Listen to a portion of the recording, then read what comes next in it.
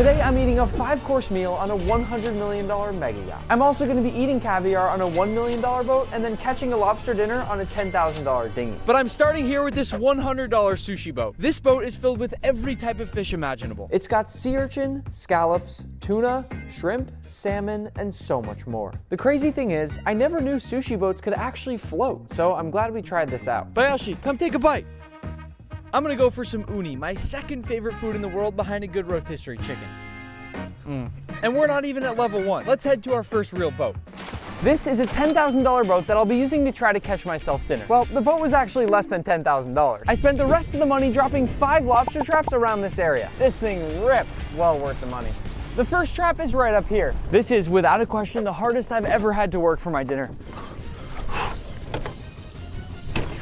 It's empty. But for now, I'm just gonna open up our bait bag and dump out all the extra scraps, then toss in some new bait, tie it back up. Then once we've closed and locked it up, back into the ocean it goes. Trap number 2. Oh! We've got our first lobster of the day, but if the lobster's torso is not 3¼ inches, we cannot keep it. And this looks dangerously close. Let's check. You hook the front right inside where the eye is and then go over the back, and damn, as you can see, it's not quite there. This beautiful guy here gets to live another day. Trap number 3, do me proud. It's gonna be a real sad day if I came all the way out here to not catch a thing. Crabs. Damn it. One thing that does happen a lot when you rig up lobster traps is you get tons and tons of these crabs. The sun is starting to set. We still have 2 traps to check. I haven't lost hope, but I am starting to get a little nervous. Trap number 4, crabs. Again, this is our last hope. Everything rides on what is in this trap right now. Oh my God. We got 3! The lobster gods were looking out for us today, Manny. This thing is enormous. It's a lobster big enough probably to feed almost 2 people. We got another beautiful one right here. In fact, this is a perfect size for just 1 person and probably the lobster that I'm gonna cook up. But before I cook it up, since we got a couple of these lobster, we need to stick bands on them so they don't kill each other. I'll put a simple rubber band onto the end of this device, then open it up, then I'll stretch it right around that claw and release. For this, I'm gonna start simple with just a bit of fresh salt seawater, which I'm gonna cover and bring to a boil on my good old burner. While this is heating up, I'm going to kill the lobster the proper way. This will put him right out of his misery before we cook him. Once this begins to steam a little bit, we'll go ahead and toss in our lobster. It's been about 12 or 13 minutes, which means our lobster should be cooked. And it's time to eat. I don't think I've ever been more excited to have lobster in my entire life. With this tail here, I'm gonna crack all the way down, then rip it open, and when lobster is fresh like this, you can pull it straight out. That right there is a perfect, beautiful piece of lobster. Let's have a taste. Wow, the meat is so incredibly fresh. Now that the tail's done, I'll do the claws. For those, I'll crack again, drink the juice, crack once more, and out comes that beautiful claw. Because we only caught this lobster 15 minutes ago, we might have just made a world record time for eating a lobster straight from the ocean. Guys, I am not kidding when I say those were the best few bites of lobster I have ever had in my entire life. I'm on a $1 million boat where I'm about to eat some caviar. This boat features a beautiful sun deck, a full bar, and a luxurious dining area. They even let Manny drive. Let's let the caviar cruise commence. Good evening, sir. I have your vintage 2012 Dom Perignon. May I? Yes, please. You're gonna have to give me a second. I've never done this before. Oh my God. All right, I think I got it. Before you try this, just want to let you know this is our white small batch. There's only 12 ever made. You're the first person to actually ever try this. Just open it. Okay. Just go like this. Yep. Can I shake it a little bit? No, don't shake it. Take the wire completely off. Oh my. Woo! Oh my God. I didn't know it was gonna explode. May I? Oh my God. And now the most satisfying part of caviar, opening the tin. Oh my God. In addition to this incredible bottle of Dom Perignon champagne that Manny has just poured, we have a 500-gram tin of Royal Ascetra caviar, the best of the best. And this comes with a variety of traditional caviar accompaniments, including Ritz crackers, potato chips, egg white and egg yolk, red onion, creme fraiche, and lemon. I'm gonna start with a Ritz cracker. Once we've loaded up our cracker, I'll finish this one with just a touch of creme fraiche, and this right here will be an incredible bite. It's salty, a little bit fatty, super, super rich. I thought that lobster from earlier would be hard to beat, but this does it. The only thing better than doing it on a Ritz cracker is using a potato chip. For this one, I'll put just a touch of egg and a little bit of lemon juice. Manny, what'd you think of this boat? Insane. We're about to go on one 100 times bigger. This is Mirabella, one of the largest boats in the entire world. It also happens to have one of the best chefs in the entire yachting world. At nearly 160 feet long, one of the largest boats Northrop & Johnson offers, this boat's got a lot of space. Before we eat, let's take a quick tour, starting with this jacuzzi right here. This massive outdoor dining room table has a huge Lazy Susan so everyone can share their food. It's got automatic doors.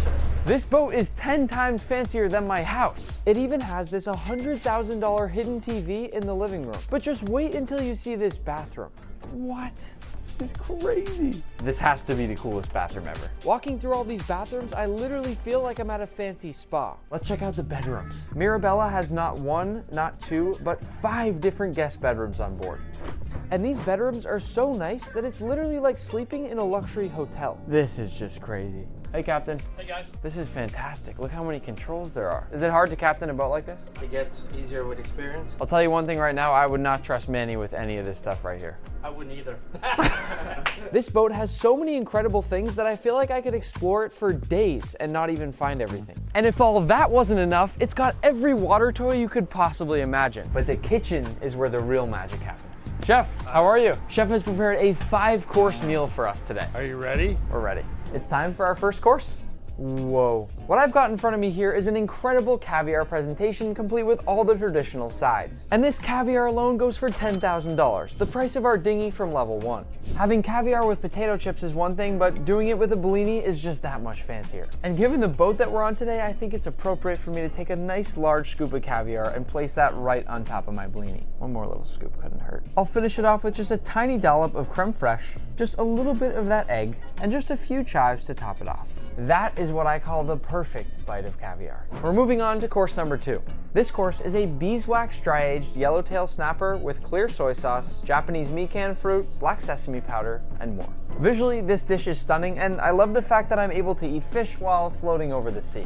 Because of the aging process, it takes the chef nearly a week to create this dish. It is completely unlike anything I've ever tasted before. Course number 3. Oh my God. For this dish, we've got salmon skin street tacos with bluefin tuna and Ora King salmon, garnished with toasted macadamia nuts, avocado crema, and micro chrysanthemum. These are so cool. The fact that the chef took the time to break down the whole salmon that he got and then turn the skin into these taco shells is incredible to me. And just by looking at this, I already know the kind of crunch that I'm about to get. That is the type of bite that makes me wish I could dine on a mega yacht every single day. There is a time when I spent $25,000 on a single taco for a video, and this right here is 25 times better. This is just insane. We are getting even more fish for course number 4. For this course, we've got a tuna tataki with confit ginger, wasabi, and chili crisp. Now, if I ever order tuna tataki, this is exactly what I want it to look like. We've got that beautiful, perfect pink color on the tuna, and he's given us plenty of different sauces to dip it in. It actually tastes like he pulled the fish straight out of the ocean into the kitchen, then onto my plate. Now for our last dish before dessert. This is pork 2 ways, and it's made with Korabuta pork, which is considered the Wagyu of pork. This dish smells incredible. It's served first on this beautiful bao bun, banh mi style. If we move over here, we have this Chinese style barbecued pork. Definitely one of my personal favorites. This essentially tastes like barbecued bacon, but a million times better, and I mean it. Manny, you have to take a bite of this. Oh my God. And for our final dish of the day, we have this apple cheesecake mousse with an apple sorbet and a Wagyu beef caramel powder. Can't forget dessert. I don't even know where to start with this dessert, but I guess I'll start by taking a satisfying spoonful from the apple. Whoa. The only thing I don't... I'm about to eat dinner in the world's most expensive hotel room, where tonight we'll dine on seafood towers, Wagyu, caviar, and more. This place costs $100,000 per night, so you won't believe the food that comes with it. But before this dinner, we'll be having a massive breakfast in a $15,000 suite, dim sum lunch in a $25,000 suite, and we'll start with breakfast. Welcome to the Kingpin. My name's James, I'm your butler. Please come on inside. Oh, wow. Allow me to introduce you to Chef Marcus. He's our head chef. Hey, how you doing? Welcome to the Ultimate Palms Breakfast. We're going to start off the way we should start off in Vegas. Here you are. Perfect. I've been told Manny should be alcohol free. Is that correct? That is absolutely right. One for Manny, just straight juice. Thanks, James. Before we dive into this whole breakfast though, I want to give you a tour of the suite. To begin, the suite comes equipped with a 2-lane private bowling alley with every size bowling shoe you could possibly imagine. When have you ever stayed in a hotel room that has its own bowling alley?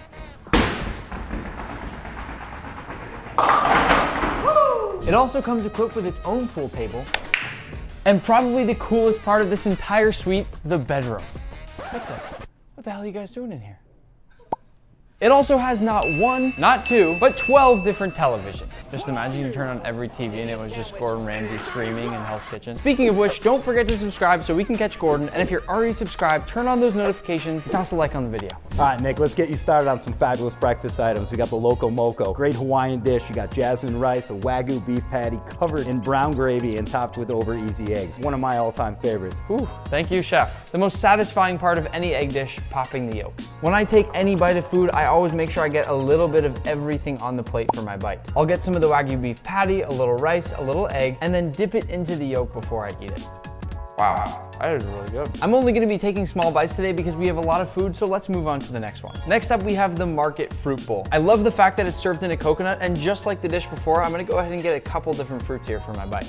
You can never go wrong with fresh fruit, which brings me to the avocado toast. After all, avocado is a fruit and not a veggie. This avocado toast has watermelon radish. To me, this is one of the most naturally beautiful foods on the planet. But this thing is so loaded up with za'atar chickpeas, roasted tomatoes, and feta cheese that I've got to eat this one with a fork. Manny, you want a bite? Yeah. Moving on to my favorite breakfast, Eggs Benedict. But once again, we've got to test the yolks. Here we go. If you're gonna serve Eggs Benedict, you'd better make sure you also include some home fries. I really need to focus on saving space today for lunch and dinner, but for now I'm gonna take a quick pit stop at the Bloody Mary and then move on to this giant cinnamon roll, which is covered in chocolate-covered bacon and a beautiful butterscotch caramel. Holy shit. I've eaten a lot of food over the years, and I can safely say I don't think I've ever had anything like this. Man, I don't need your help. Okay. One of our last 2 dishes for breakfast, we have a flat iron steak with some eggs. I'll take a piece of my steak, dip it into the egg, then into the béarnaise sauce. Delicious. But I hear we have some A5 Wagyu steak coming later with dinner, so I'm gonna save a little bit of space and move on to the pancakes. These are easily the largest buttermilk pancakes I have ever seen, and even from a quick glance, I can tell they're beautifully light and fluffy, so I'll need to take a big bite of these. And with breakfast complete, I'm gonna do a little bowling to work off the calories, and then we'll head to a new suite for lunch. Ah, damn it.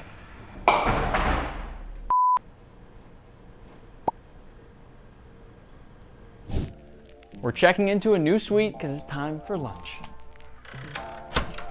Welcome to the Hardwood Suite. You know a room's gonna be good when you can hear an echo. This is a 10,000 square foot suite, and the star of the show in this one, the basketball court. And it looks like Chef's almost finished preparing our lunch, but why don't I give you a tour first? If we head out of the basketball court, we are ultimately brought into this little hallway here, which does have these super high ceilings for any NBA players that want to rent this place out. And this brings us into the bathroom and changing room. Damn, these are really tall stalls. Which now leads us into this locker room. Keep in mind, this is all still private and part of our hotel room for the day. This room here might not look like much, but this is the butler's quarters, and it also comes complete with a hidden secret room. Can you tell where it is? Nick, you gotta check this out. This is so cool. Come on in. Come on. Ooh. Hey, Nick, let me out. And you can't miss checking out the master bedroom. As you can see, we've got a very comfy bed and a beautiful bathroom with a giant bath right here and a steam room in the corner.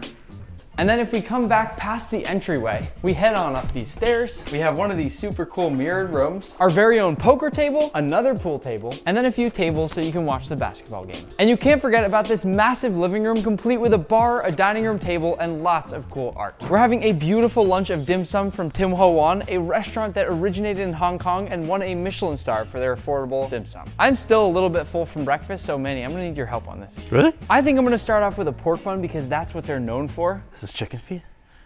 Yeah. Oh, I'm gonna eat this. Just listen to the crunch as I open this thing up. This right here,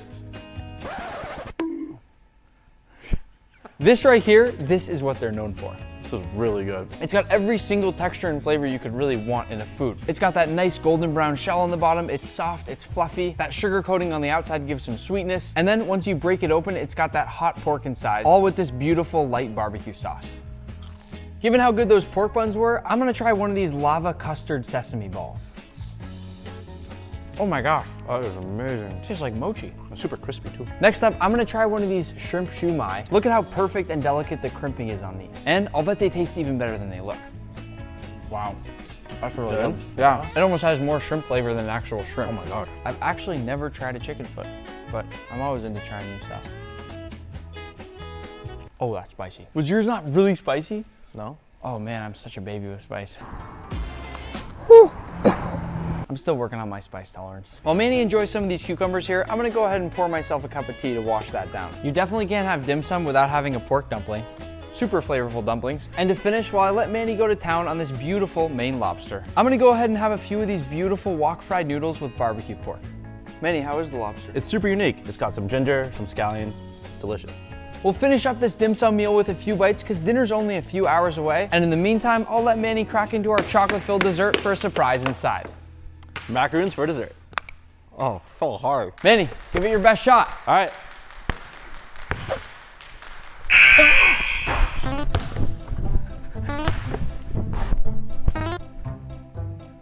Take the camera. All right. Take the camera.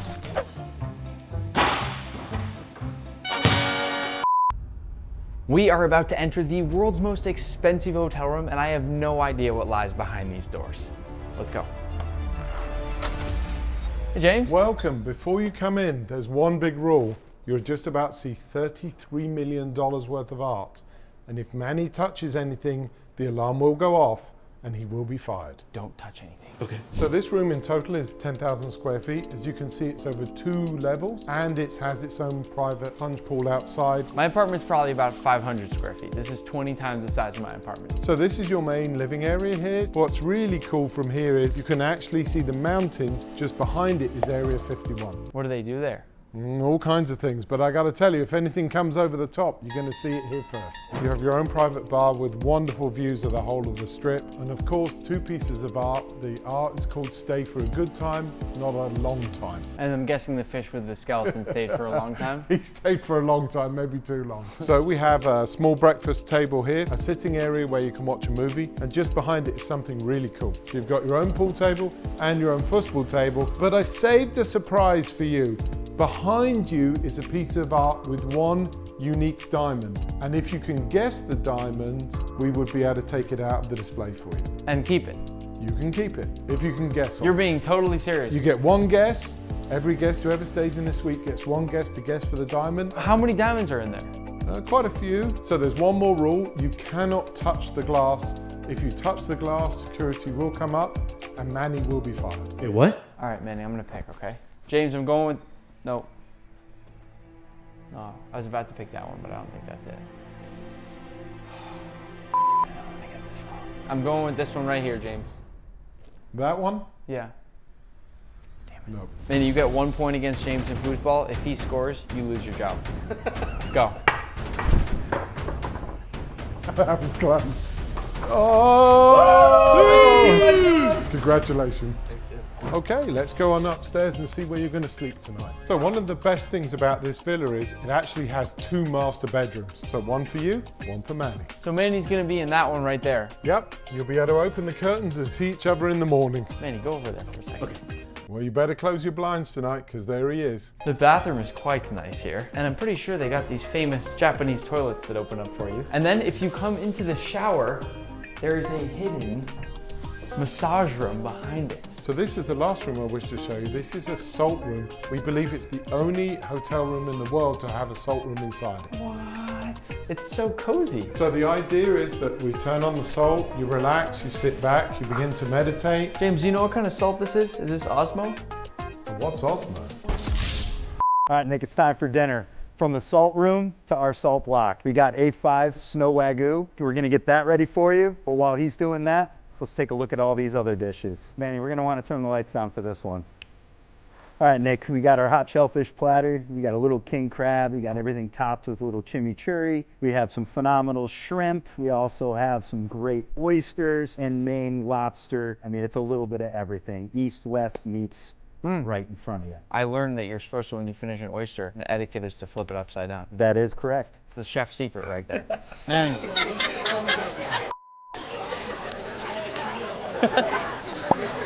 The true test to see how good the seafood platter is, as someone coming from New England, is gonna be tasting this lobster. Here we go. Fresh. Next dish is one of my favorites for a great appetizer. You got a little bone marrow topped with beef cheek. So for people that haven't had bone marrow before, it's like this really fatty, buttery, delicious thing you have to try if you like steak. Absolutely.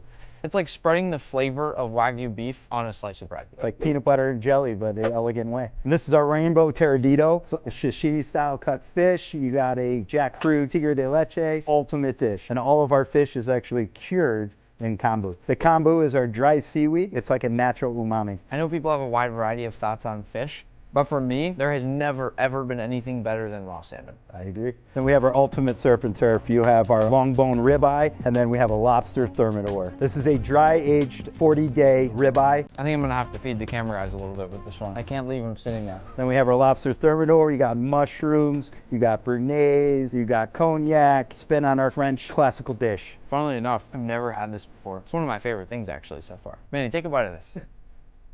Yeah, it's really good. It's really rich, creamy. And then we have a little something special for you. This is our snow beef topped off with caviar and gold flake. And then we also have our millionaire macaroni, which has monk's head cheese topped with a poached egg and gold leaf. Is that what that stuff is on top? That's a cheese? Yes. It almost looks like mushrooms, but that's actually a cheese. And then we have one of the old school classical steakhouse dishes, hash browns. We have a little brie fondue over the top. This right here is what he was cooking behind us. This is Japanese snow beef. And you probably haven't heard me talking about it or seen me cooking it because it's quite hard to get. That is one of those pieces of meat that I like to say you could eat even if you have no teeth. And if you're gonna be eating steak this fancy, you have to be eating fancy potatoes too. And these just so happen to be seasoned extraordinarily well. Though I'd expect nothing less given the suite we're staying in this evening. I'll take a little bite of this mac and cheese. We gotta pop the egg. But I wanna save space because we have a lot of pasta waiting for us. Because I'm Italian, we're gonna finish things out with a few Italian dishes, starting with this almond tortellini with truffle. I will say, of all the dishes we've smelled today, this one probably smells the best. Compliments to the chef on this one. This one's good. One of our last dishes, saffron fusilli with lobster and tomatoes. Given that I'm Persian, I do love any time saffron is used, but it does have to be reserved for special occasions. And given we're in the most expensive hotel room in the world right now, I think this is more than appropriate. Then we have a Durham focaccia with this whipped ricotta and mortadella on top. This is gonna be a messy one. That is delicious. It's one of those things that's so simple, but you got plenty of lemon zest in that ricotta, and then with the pistachios and the meat and the light fluffy focaccia, it's just perfect. Manny, I'm too full. Can you try the last one? We are finishing things off tonight on a sweet note with a chocolate tasting dessert that has chocolate in a number of different ways. And all this smoke that we have right here smells exactly like sugar cookie. All of you already know this, but I am a sucker for chocolate. Manny, you want to crunch the meringue? Yeah. Do it. A huge thanks to the team at Palms for having this here. Don't forget to go and toss a like on the video, and happy cooking. James, you know where Manny went? We left him in the salt room. Is that going to be okay? Uh-oh. Yeah, Manny, you're fired.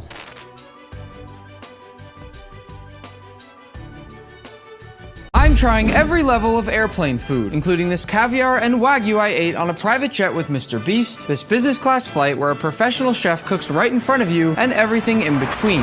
All starting with this $1 flight. Here's your dollar. Clear for takeoff, let's go. And we are airborne. Here's your complimentary snack. Oreos, nice. And while I do love Oreos, they don't come close to the 3 Michelin-starred plane food I'll be eating later in this video. You guys have any drinks? Negative. Prepare for landing. What? We just took off. Dude, you only paid me $1. Let's move on to our $100 flight. Our $100 flight is on Pokemon Air, where all the food is Pokemon themed. And I brought my friend Max for this one since he loves Pokemon just as much as I do. I have never been more excited for a flight in my entire life. If you've never heard of the Pokemon flight, it's probably because there are only 10 of these planes in the world and it's very difficult to book a seat. And given how cool all of this looks, I can totally understand why. I mean, check out the boarding pass. There's Pikachu all over it. If you think that's cool, just wait until you see the food. I am very hungry. The first thing they give us are these mixed snacks, which even though I haven't opened them yet, I already know it's gonna be better than the crushed Oreo I got on my last flight. Can you help me open mine? I can help you. Oh.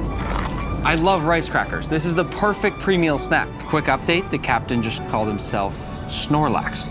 The first officer is Snorlax. He also signed off by saying Pika Pika. Pika Pika! Here come the flight attendants, which means dinner is on the way. Wow, they're even dressed like Pokemon trainers. What do you recommend? Definitely yuzu fish rice. Okay, let's do it.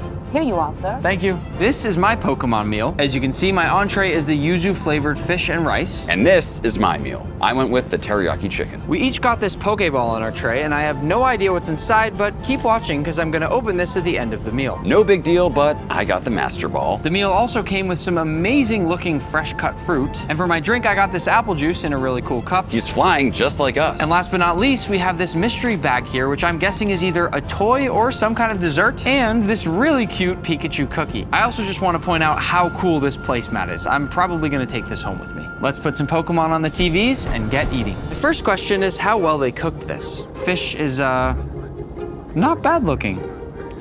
Definitely tender. How about the chicken? Very saucy, nice and sweet. Really nice chicken thighs. The rice that comes with mine is some of the most flavorful rice I've ever had. Honestly, my rice was a little bit dry, but once you dip it in the sauce, it's amazing. So far, how do you feel about the food on our $100 flight? I am very impressed. All right, let's open this because I want to get to the Pokeball.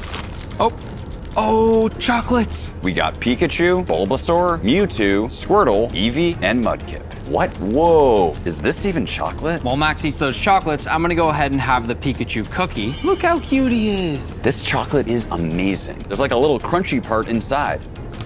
Oh my gosh, I feel so bad. I just completely bit Pikachu's head off. Nick, I think you know what time it is. Pokeball time.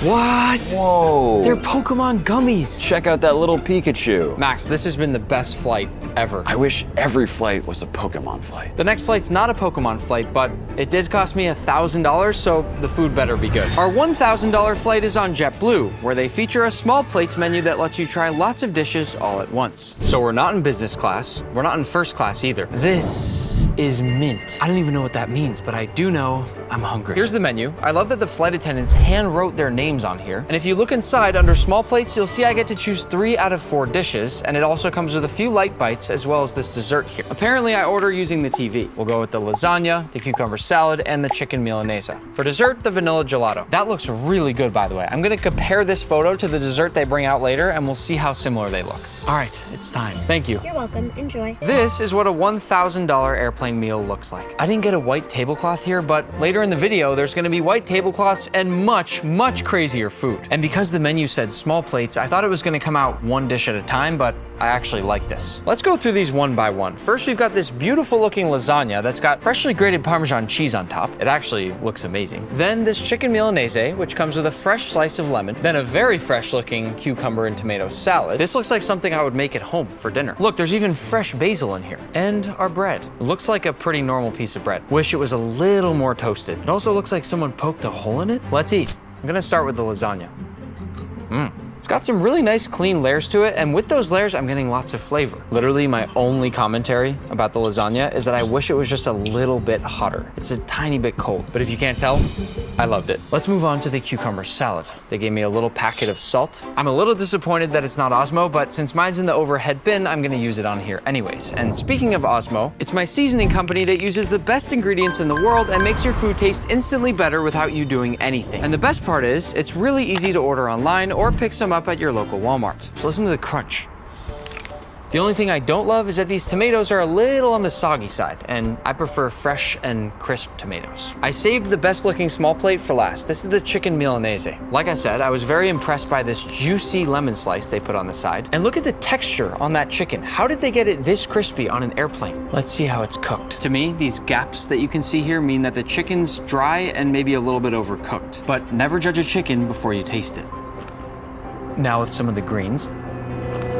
Yeah, the chicken is definitely overcooked. The only thing saving it is this lemon wedge here, but as Gordon Ramsay might say, this chicken's so dry, it just asked me for moisturizer. Let's move to dessert. Thank you. Okay, let's compare this to that picture from earlier. I would say they look pretty darn similar. It's a vanilla gelato with strawberry compote and devil's food cake crumble. Creative. And what I love is that I can actually see the little specks of vanilla bean in this ice cream. This berry jam in here also looks amazing, and the devil's food cake crumble is very hard, so I'm hoping it'll give a nice crunch. Oh, there are pros and there are cons. The bad news is that the devil's food cake is sort of chewy, which unfortunately almost makes them taste a little bit stale. But the good news is the ice cream has lots of vanilla flavor and the strawberry jam is warm. I'd almost prefer just the ice cream and the jam, but for $1,000, I would have expected a little bit more. But let's keep moving and go to our $5,000 flight on Turkish Airlines, which is known for having some of the best food in the skies for one very simple reason. This guy right here. You see, Turkish Airlines is known for being the only airline with flying chefs on board, which means there's real professional chefs actually finishing and plating your meal right there on the plane. And in a little bit, I'll bring you to see what one of their airplane kitchens looks like. Here we go. Let me just say, the lounge had some of the best airport food I've ever seen. There was homemade manta, which is basically the Turkish version of ravioli. They had Turkish pita, which is very similar to pizza. There was a teppanyaki grill, which means there was this chef doing literal hibachi in the middle of the airport. And aside from the rest of the food and drinks in there, they even had a golf simulator and a flight simulator, which unfortunately made me really dizzy before the actual flight. And now, here I am. The seat is nice, very spacious, lots of room for activities. But the best part, they left me a gift. I'm excited. No way. It's a plane with my name on it. So far, for $5,000, this is seeming very worth it. Thank you. Hot towel. Great way to start a flight. As you know, we're on business class today, so not to flex, but they said this menu is for business class passengers only. Look how big the menu is. I feel like I'm at the Cheesecake Factory. I'm gonna take a look at the menu because the chef is coming down the line right now to take our orders. What are your favorite things on the menu? I recommend today lamb chops. I'll try the lamb chops. The chef took my order. His name's Vedat. He seems really cool. And I got an orange juice. 10 out of 10 orange juice. The chef invited me to the kitchen, so let's go. Okay, so there are two kitchens. This one is smaller and where they prepare all the appetizers, and we'll go to the other one in a minute. And look at this, the captain is hanging out in here with us. Yeah. They're about to serve our appetizers using these trolleys here. I think the coolest part is that they have these nice candles. Here is the second kitchen where they do all the entrees. As you can see, most of the food needs to be cooked on land since you're not allowed to actually cook with an open flame on an airplane, but it's still so much effort to be doing all of this at 35,000 feet up in the air. I will say though, this still feels like a real professional kitchen. The chef is moving fast. Chef, thank you. Thank you. Looks like we're getting our first bite. Here we have some traditional Turkish cheese bread, an eggplant tart, and a meatball. And I even got some tea. Oh, I didn't put the tea bag in yet. Tea tastes a lot better when you actually remember to put in the tea bag. Cheese bread's delicious. The eggplant tartlet is actually my favorite so far. The meatball, a little bit too hard, but the seasoning is incredible. Oh, look, bread. Looks like I actually got two breads. One is a sesame bread. The other is apparently the world's oldest bread. I love the little sack that it comes in. It feels very, very heavy for a piece of bread. Little butter. I don't like it. Too healthy. I'm gonna try the sesame bread instead. This one is much better, and what a great view to be eating a slice of bread with. All right, here come the official appetizers now. You can pick whatever you want from this cart right here. And as you can see, the chef is actually finishing these tableside. I have never seen this on an airplane before. It's like a fancy buffet in the sky. I asked if he could just put a little bit of everything on my plate. I got shrimp, some vegetables, it looks like some grilled chicken, and then there's this salad that comes in this real nice heavy glass bowl. The shrimp, cooked perfectly, which is great because most shrimp is overcooked. The grilled chicken, just slightly overcooked, but the flavor is amazing. Let's move on to the entree. This is the lamb. And the first thing I'll say is that's a huge piece of lamb. I'm pretty sure this is scalloped potatoes, and this is the pepper that we saw the chef plating earlier. This is an insane food to be eating on an airplane. This is so fancy. And I love potatoes like this. They're buttery, creamy. That might be the best thing I've had today. Perfect amount of cheese, not too light, not too heavy, and the potatoes are really thin. I'm pretty hungry and there's still 12 hours left on the flight, so I ordered the swordfish and this ravioli, because why not? The swordfish comes with some grilled vegetables and some mashed potatoes, and it looks like it's on a bed of tomatoes and eggplant, kind of like a ratatouille. That's a good looking bite. I'm not the biggest fan of swordfish, but this is good. As for the ravioli, this looks like it came from a fancy Italian restaurant. Look at that fresh basil. And the ravioli is beautifully shaped. Oh, here they come with the dessert trolley. Same thing as the appetizers, you can pick as many desserts as you want. I will have whatever you recommend. Eclair. No way he's pouring the chocolate on tableside. Look at that eclair. Here it is, my final bite on my $5,000 flight. Oh. Look at all that cream. I shouldn't do this, but I'm gonna lick the plate clean. Update, just before landing, the chef dropped off this amazing cake, but I've got another flight to catch. Up next is our $10,000 first-class flight on Japan Airlines, which is known for serving Japanese food better than what you can get at most restaurants. But before we board their brand new A350 plane, I need to show you the pre-flight lounge, because it had a full sushi omakase counter that was completely free. The chef was probably one of the nicest and funniest chefs I've ever met, and he was making sushi fresh to order and told me I could order as many pieces as I wanted. I also got some Japanese beef curry, grabbed a towel from this automatic wet towel dispenser, and then ate all by myself in this really beautiful dining area before eventually getting on the plane. Here's the menu, and the first thing I notice is how many different chefs are a part of making this menu. These aren't just random chefs. Many of them have 3 Michelin stars. I was gonna let you look at the menu, but the food's already here, so let's just get started. The first dish is a bite of Japanese hairy crab, and if you don't know what that is, many people think it's the most flavorful and delicious crab in the world. I'm gonna stop talking and just eat. I don't know what this orange sauce is, but it's amazing. I can't think of a way they could have started this meal off any better. And by the way, if any of those clips were a little bumpy, the captain said we're passing through a few clouds, but that it should smooth out in just a minute. I just wanted to tell you that I'm trying my best. Here's our second course. We've got some yuzu miso chicken, some soy marinated salmon eggs, these fancy matsutake mushrooms, some Japanese beef tongue, delicious, and this crunchy root vegetable that's in truffle sauce. I'm gonna eat these in order. The yuzu miso sauce on this chicken is amazing. Moving on to one of my favorites, beautiful salmon eggs. These little things in the middle are called ginkgo nuts. I find them to be a little bitter, but they're famous in Japan.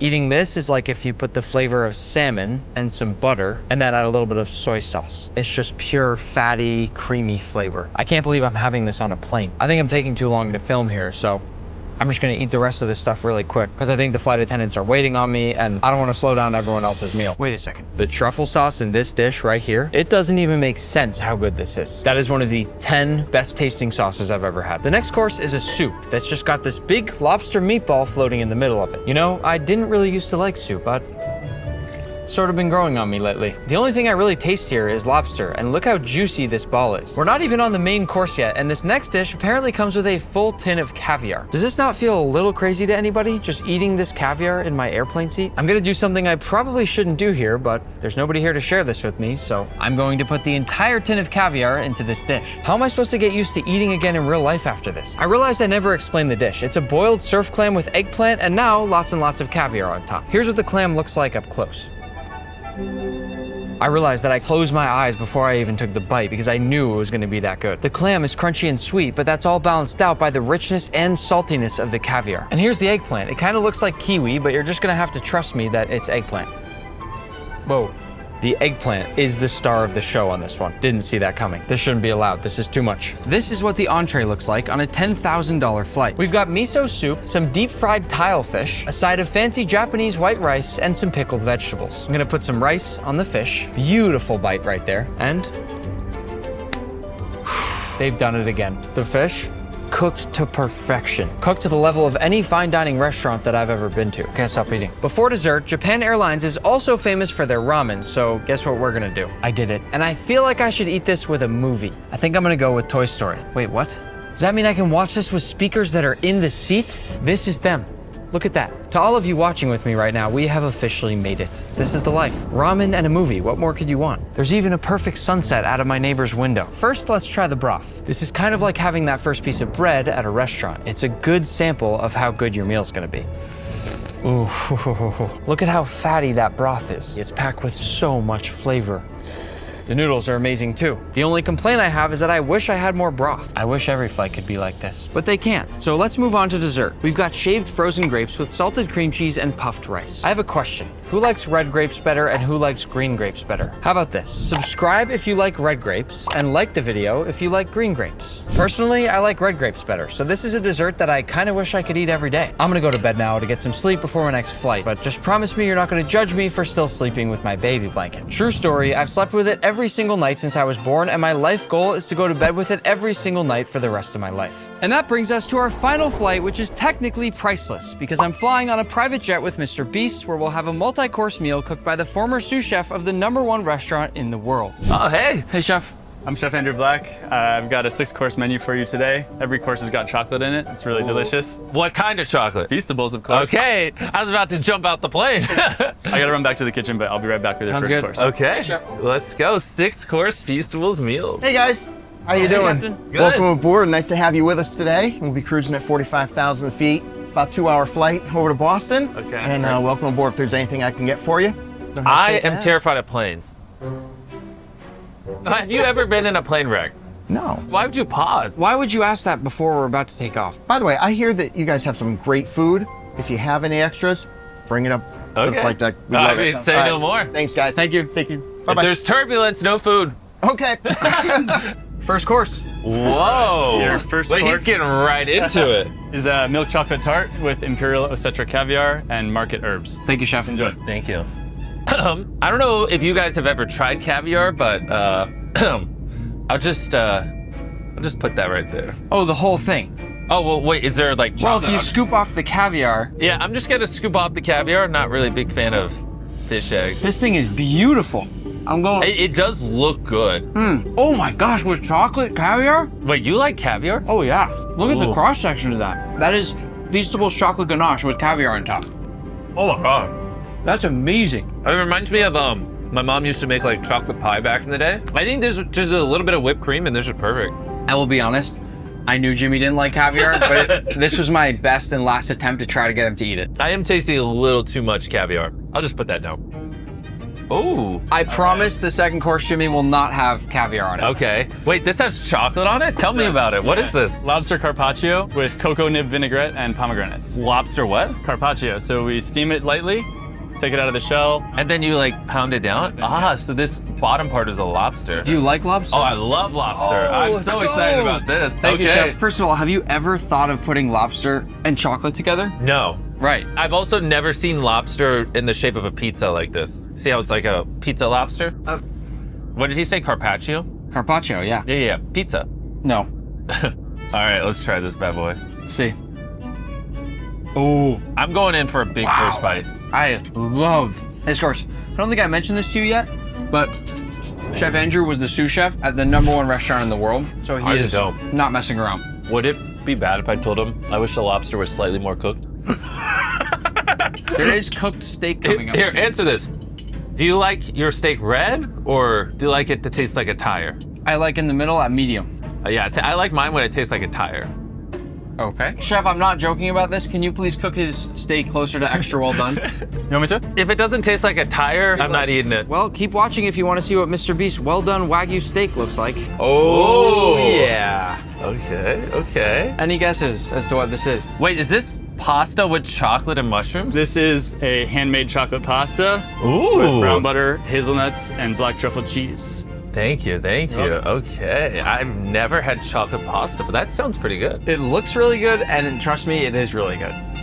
Ooh, you'd think chocolate and pasta wouldn't make any sense. I like it. This is my favorite one so far. This is good. So far, I agree with you. This one is my favorite. This definitely works. Did you try the crispy sage leaves on the side? I'm not a leaf guy. Okay. I leave those for the squirrels. Ooh. Woo! Now we're talking. Yeah, that's what I like to see. I don't see any red. That's my boy. All right, your 5th course is chocolate roasted Wagyu. Wow. with Chocolate wild roasted? Wild mushrooms, potatoes, and beef jus. Thank you. Dang. Yeah. That looks amazing. All right, I'm not even waiting. I want to dig in. Oh, it's man. dripping chocolate. Oh, Let's give her a man. try. That is insane. Oh my gosh. It's perfect. The chocolate sauce is the perfect color, perfect consistency, but I can also taste the cocoa rub on the outside of the steak. Is yours well done? Mine is chewy, which is good. I don't know anyone who's ever requested a chef, especially this caliber of chef, to cook their Wagyu until it tastes like a tire. Well, people don't know what good food tastes like. By the way, did you know I'm also a master chef? You are, huh? Wait, why'd you say it like that? Gordon Ramsay trained Nick. Okay. And then Nick trained me. So in a way, Gordon Ramsay trained me. So I can update my Instagram bio to say trained by Gordon Ramsay. Dessert time. Dessert time. Ooh. Wow. Is this cheesecake? This is a marbled ricotta cheesecake with dark chocolate and a salted pretzel crust. And to be clear, we have not one, but I believe 2 desserts. Ooh, okay. All right, so cheesecake. How do we feel about cheesecake? I love cheesecake. Cheers. Cheers. All right. Little gold too. I mean, what are we doing? That's crazy. It's really good. Pretend you're like the most important food critic in the world. Okay. How would you describe this cheesecake right now? I mean, soft, and then you bite down and you get to the crust. It tastes a little pretzel-y, sweet. It's good. Just good. And that was coming from the best food critic in the world. Your go. How would you describe it? I would describe it as a marbled cheesecake that perfectly strikes the balance between fluffy and creamy without having any particular flavor that overpowers another. The crust has just the right... Okay, that's nice. Real nice. Oh, did you finish it? Real nice. Final course. Baby. Ooh. Before you say anything, chef, this looks very similar to the dish that Jimmy made when I did the video with him trying to turn him into a pro chef. Try when you did. This looks a little bit cleaner, I will say. I could turn a blind eye to some of the things, but... Right, yep, but I just wanted to have Jimmy see what it looks like when a real chef makes this dish. Final course, we've got dark chocolate mousse with whipped cream and grated dark chocolate feastables on top. Here we go. That's the one. The top part's cold. The bottom is a little warmer. It's nice. What was your rating on this final dish? Let's be real. It's not as good as the one I made in our video. Right? The one I made's a 10 out of 10? Sure. Then this, I would say, is a close, like 9 out of 10. So we're using yours as the gold standard, and then right under that is this one right here. Yeah. Got it. Makes sense. We never fed the captain. Oh, you want to give him some cake? You want to give him your leftover cake? Sure, I'll give him the cake. Yeah, you got it. I'll just keep my leftover cake. Does anyone want a bite of cake? I hope you guys enjoyed the video. I'm gonna go to bed. Why is the sun so bright? Don't worry, I already did the outro for you. Oh, good. Perfect. Then bye, guys. In this video, I'll be visiting top secret hidden restaurants, including this pizza shop locked behind a mystery door and this fine dining sushi counter hidden inside a taco restaurant. And we're starting here in this New York City art gallery where behind one of these paintings, there's a hidden door that leads to a Michelin-starred restaurant. Now let's find that door. The one thing I know is I can't touch the actual painting and the door's not gonna be anywhere in the wall. This one actually seems like a painting just hung on the wall. I don't think it's this one. It's definitely not this one. Nope, not this one either. Which leaves this final painting. We found it. This is Frivo, a modern French restaurant with a Michelin star that has just 16 seats. Our first dish is a small seaweed taco made with a fish called kinmedai, which is a beautiful red fish with a mild umami flavor. It's actually crazy. This video is gonna be insane. Next came an artichoke donut with shiitake mushroom and truffle. It was $35 extra to add on some sea urchin, and I didn't hesitate. I think that might be one of the most melt in your mouth bites that I've ever had. Can I eat yours too? The next dish was a delicate cuttlefish pasta, which is sort of like squid. And then we paused for a very unique bread course, which got me really excited for the rest of the meal. Whoa.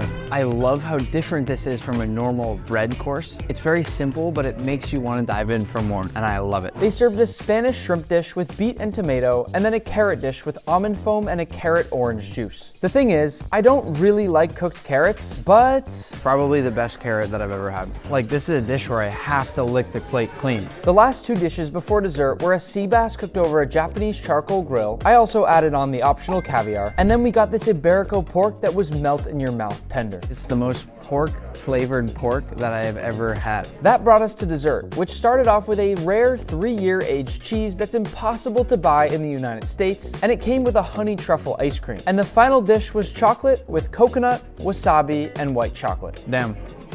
I don't say this lightly, that is my favorite chocolate dessert ever. If you thought this meal was crazy, just wait to see what hidden restaurant we're going to next. We're headed now to find a Hindu temple, and Google Maps says it should be right up here. Inside here is supposedly a small canteen that serves South Indian cuisine. The problem is with all these hidden restaurants, there's no labels, so there's no easy way to actually find what we're looking for.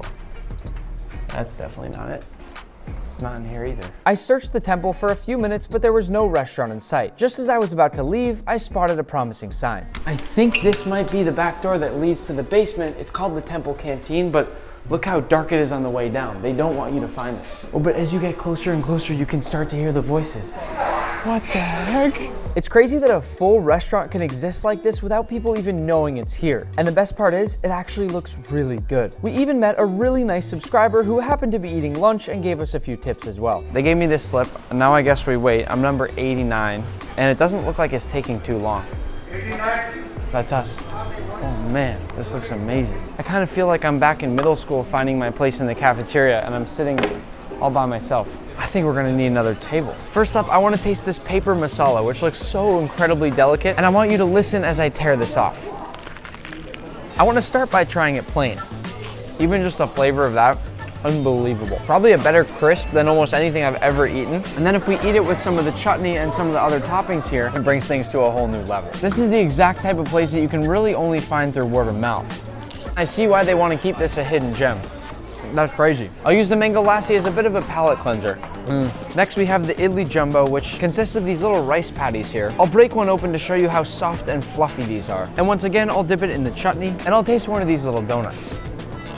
Finally, we're moving over to this rava masala, which up close looks a little bit more like some sort of spider web. Just look at how much care goes into creating something this delicate. Oh my God. So they strategically placed this sign here after you've checked out the temple to tell you that it's in the basement. It's a backward sign. There's nothing on the other side.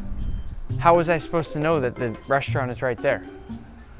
This next hidden restaurant is inside a coffee shop and apparently has one of the best cappuccinos in the entire city, but we're not going for the cappuccinos. We're going for what hides behind them. Wow, I can't wait to try and find this place. I feel like we should get a coffee first. While the barista made me an incredible cappuccino, I took a look around for the secret door, and after I didn't find anything, she gave me a tip. Try to put the door in the corner. The door in the corner? Yes. Oh, thank you. All right.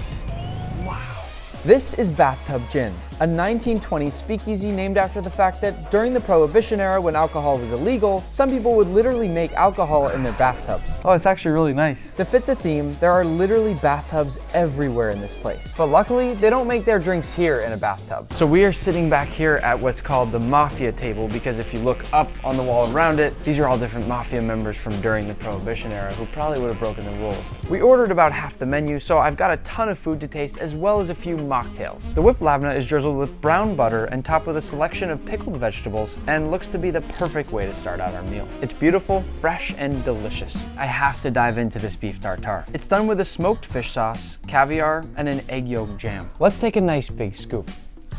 That is ridiculously good. And it also just makes me want to eat a lot of these for the sound alone. This next one here is a truffle agnolotti, and it's definitely the most fragrant of the dishes we've had. Just when I thought the beef tartare couldn't be beat, this one is my new favorite. Before leaving, I had a few deviled eggs and some baked oysters. Just so happens Oysters Rockefeller is one of my personal favorites. My flight to LA takes off in about 2 hours, but we've got one more stop to make. We need to take the subway to get to the airport anyways, and there just so happens to be one last secret spot here in New York in a subway station at 28th Street. I read online that if you don't go all the way down the subway station here and instead stop at this black door and knock twice, we should be let in. This is La Noche, a subway speakeasy and tapas bar with a 1,500 person waitlist. Here we'll have just a few light bites given we have a flight to catch, and I'll start with this drink called the Tokyo Rose. This is a citrusy, floral, aromatic drink that hits the spot and is just what I needed before diving into some of this tapas. And I'm immediately drawn to this tuna tartare, which is served with a spicy mayo and yuzu lime, and it even comes in this fun ice cream cone wafer. This, I can safely say I'd choose over an ice cream cone any day. In fact, someone should open an ice cream shop that serves tuna tartare instead. Before our final bite, I'll have this mocktail, which is called the Placebo Effect and has blackberry preserves and ginger beer. Probably my favorite drink we've had so far since we started this journey. The final dish is this bruschetta caprese with ricotta cheese. Oh my God. Nicely toasted bread, perfect amount of garlic and onion, and that creamy ricotta cheese ties everything together. But I think I hear a train pulling up and we've got to catch that flight. We've made it to LA and our first restaurant is in a random person's backyard. According to Google Maps, it should be somewhere right up here, except for the fact that all these houses look kind of the same. I can't believe there's a restaurant. I feel like I'm trespassing right now. This restaurant is called 106 Seafood Underground, and it's an award-winning ceviche restaurant in someone's backyard. From the front of this place, you'd never actually realize how much space they have back here, but it makes sense why it's so popular. They have an amazing setup in their very own backyard. I'm Sergio Peñuelas. I'm from Mexico. I'm running this business with my wife for 5 years. And weekends, especially Sundays, line is 2 hours. On the side of the road. Yep. This first dish is called robalo. It's a fish called a snook. What we're gonna do is take these tortillas, which are extremely hot, and then I'll take a nice big piece of this fish and layer it into the taco. Then I'll get a nice few scoops of these grilled onions, spoonful of this verde sauce, drop it into my taco. Time to taste. It's amazing. The flavor is crazy, but very, very simple and super, super fresh and bright. Really good. I know. For this next dish here, we have langostinos, which have this incredible sauce. I need to first make sure I get plenty of that sauce all over my langostine, because I know this is gonna be good. I'm gonna use my hands to pull out some of that meat. Ooh. It's so big, it almost actually looks more like a lobster tail than anything. I'm gonna need to find out from Sergio what they put in the sauce. No, I hear you, no. They have concentrated so much shrimp flavor into this dish. This next one here is a green apple ceviche. It's got some shrimp in there. I watched him make this one and it looked so incredibly fresh. I'll take a nice scoop of that shrimp and apple and a bit of the avocado, which seems to have some tahini on top, and oh yeah. I've never had ceviche before with green apple in it. That's not traditional. Why do you put green apple? My nation. What I think I like most about having that green apple in the ceviche is the fact that you get such an incredibly good crunch. And even though that ceviche sits there for some time to let that shrimp cook, the apple stays just as crunchy the whole time. Our fourth dish is called borrachos, which translates to drunk shrimp because they use tequila in this dish. What I love about this dish is that they leave the heads on, which is probably my favorite part of any shrimp. I'm gonna eat the tail, and then while I'm chewing that, get out all that incredible flavor and juice from the head. Before we go, I'm just gonna quickly use their bathroom, which for me feels crazy because it is literally inside their house. Let's head to the next spot. Our next restaurant is behind a random gas station and it's got a pretty tricky entrance. Here it is, upscale, casual attire required. I hope that I fit the vibe today. Hey! Hello! Welcome to Lock and Key. Whoa, this is crazy. So to get in, I have to find the right door handle that's going to let me through this wall somewhere and into the secret restaurant. Can you just help me start testing some? They all look the exact same. This one made a sound.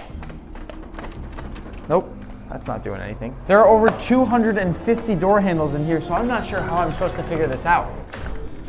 Nick! Oh my God. Lock and Key is a fast-paced cocktail bar behind a very hidden secret entrance. Our first bite is a pepperoni Sicilian pizza, and I must say, these are by far and away my favorite type of pepperoni. When I think of what I want in a pizza, this is it. It's got that perfectly crispy cheese on the edges, that beautifully toasted pepperoni, and of course, some nice melty cheese. Listen to that crust. This next dish here is a birria pizza, and that makes total sense given how famous birria is in all the taco trucks here in LA. It's topped with mozzarella, onions, cilantro, and lime. I would have told you before I came in here today that birria could never work with a pizza, but it's creative, juicy, and delicious. Next up, we have a Chicago-style deep dish pizza. Now, being from New England, I've always been more of a fan of the thin crust pizza, and it's gonna be hard to beat that first one, but let's see how this goes. Oh my. The crust is buttery and flaky, almost sort of like a pie crust. For dessert, we have quite the treat. This is a deep fried PB&J. In all my years of cooking, I have never seen anything remotely like this. And I can tell just by looking at it that there's gonna be an insane crunch. That's really good. This one gives you all the best things about a PB&J, plus one of the best crunches you'll ever have. We finished our meal with a giant punch bowl mocktail. I'll never say no to a good mocktail, but we've got to go catch a flight to Miami. We're going to see our most exclusive hidden restaurant yet. Hidden behind this ordinary taco stand is Hedon, a Michelin-star restaurant with some of the best sushi in all of Miami. It's so exclusive that they wouldn't even let my cameraman in, so I'm filming this one all by myself. The chef started out my meal by preparing some fresh, hot sushi rice. He then presented some of the different types of fish I'd be having today and began grating some fresh wasabi. He even brought out a whole tuna loin, which looked a lot like a big block of Wagyu, and carved it to make the first few pieces of nigiri. I don't think my mouth has ever watered this much. He then gave me this buttery, flaky fish topped with caviar that completely blew my mind, and when I told him I liked sea urchin, he even made me a special uni toast that I ate in one bite. There was even a Wagyu course that had been grilled to perfection. I waved goodbye and headed out for the flight to Chicago. Our second to last stop will be this jewelry store, where inside there's supposedly a hidden gem. Oh my God. Should I try on some jewelry?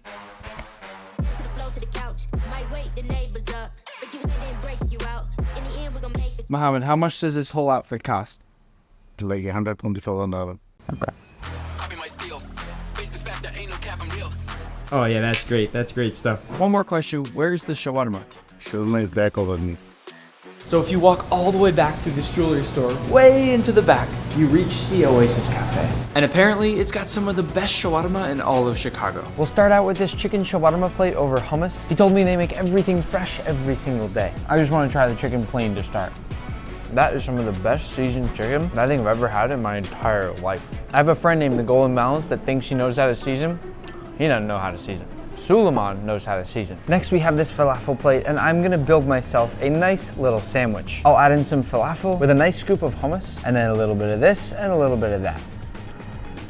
Now I don't know if I'm more excited about the food or Muhammad and trying all that jewelry on with him. Because eating this food and trying on that jewelry are so far two of my favorite things that I've done in this entire video. We'll finish here with this kefta, which we got to watch him cook over the grill. I know this is an interesting take, but this one here reminds me of the holidays. It reminds me of warmth. I don't know exactly what spices were used in here, but this food is phenomenal. If you're in Chicago, you know where to go.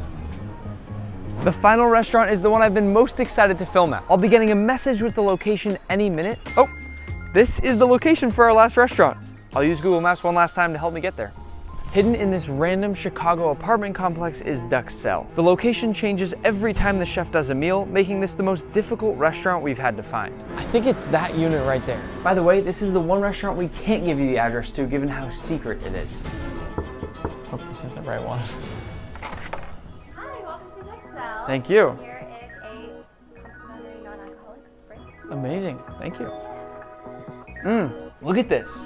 This is 10 times more organized than our studio. So they've completely transformed this entire apartment into a functioning restaurant. Duxelle is a contemporary American restaurant where everything, even lots of the food, is duck themed. They even have a giant inflatable duck in the bathtub. Our first dish is a donut fried in jamon iberico fat and topped with a white truffle honey. I can already tell a lot of these foods are gonna be the types of bites that look so beautiful that I feel bad eating them. Next up, we have a spring roll that's filled with cured halibut and duck prosciutto, and it comes with a syringe filled with a charred watermelon fish sauce. I love that those vegetables gave such a fantastic crunch, but the flavor in there was unbelievable. Moving on, we have an everything spiced cheese puff with a foie gras mousse, and then a caviar grilled cheese with a preserved tomato broth. So this is basically a very, very fancy version of a grilled cheese and tomato soup. And in true grilled cheese and tomato soup fashion, I'm gonna do a light dip, and then I'll taste. Whoa. That one is definitely my favorite so far and probably some of the best tasting cheese I have ever experienced. Which brings me to dish number 5, the kwako-yaki. This one is a fun play on Japanese takoyaki and has a duck hot dog with a mango habanero sauce and a fun special sauce. I'll add a bit onto my kwako-yaki and for the entree, we have a duck and waffles with a liege-style duck fat waffle, a tempura fried duck confit, and cinnamon dust. And that cute little duck on the side is a duck fat butter. And finally, for dessert, we have this strawberry ice cream sandwich with a beautiful, fragrant cherry wood smoke. Now this may be the most perfect looking ice cream sandwich I've ever seen. I want to get the perfect bite that has a little bit of everything I'm seeing on the plate. You don't get the flavor of smoke in desserts too often. And I think most of you know I'm also not a big dessert fan, but this one is making me rethink desserts. One more time, subscribe so we can catch Gordon. Some restaurants are so exclusive that you have a higher chance of winning the lottery than eating there. Like this restaurant in Dubai that's literally in an aquarium, or this one in Denmark that takes 7 hours and has 50 courses. And in this video, I'm traveling the world to visit some of these restaurants, with each one becoming more and more exclusive as the video goes on. But we're starting in Mumbai at the best restaurant in all of India. This is Mask. It's been the #1 restaurant in India for 3 years in a row, and we'll be trying their creative 10-course tasting menu. At every restaurant I visit in this video, I'm also gonna have a guest. Hi, this is Carrie Minati, and I love food. You ready to eat at the best restaurant in India? Let's go, man. Carrie's doing the vegetarian menu for this, and I'm doing the other one so we can see both types of food. This is our first course. This course is our version of Pani Puri. Pani Puri is the most famous street snack from India. For you, we've garnished it with red fire ants from Chhattisgarh. Sorry, say it again. Red fire ants from Chhattisgarh. So for you, we've garnished it with some fried curry leaf. He's eating the ants, I'm eating the leaves. As soon as I pour it and it's full, it has to be one bite right away. I'm getting hit right away with the ants. Tastes like lemon. Mine was great. Amazing. Like, I would rather have an octopus than actually eat ants. I disagree with Carrie. I love the ants. I love all animals. He likes to eat them. I just love them in general. Course number 2. That looks amazing. What is it? Ants. Enough. Enough. So for this course, they're both made of lots of corn. Bun maska is actually very popular when you are like past that 4 a.m., 5 a.m. time and you just want to eat something and then sleep, you have bun maska. That's the one. So I'll tell you, there is this phrase in my video. शुरू करते हैं बिना किसी बकचोदी के. Let's start without any shenanigans. I like that. Cheers. Let's go. So my favorite part of this is that yellow corn cream. This is just such a well-balanced bite. See, I don't speak his language. I think it's just good. Let's try the drink. This I've never had. This one's a little spicy for me. Yeah, I can tell. No, but you know what? I want to keep drinking it. I like the balance of foam to drink. The temperature is perfect. Yeah, so whatever he said, same. Let's see what this is. I like how light and delicate it is. It looks like a cute snail. Yeah. I like the other one better because I like things that have like such different temperatures. It's fun to try something that you've never had before. Yeah. Ready for round 3? Let's go, round 3.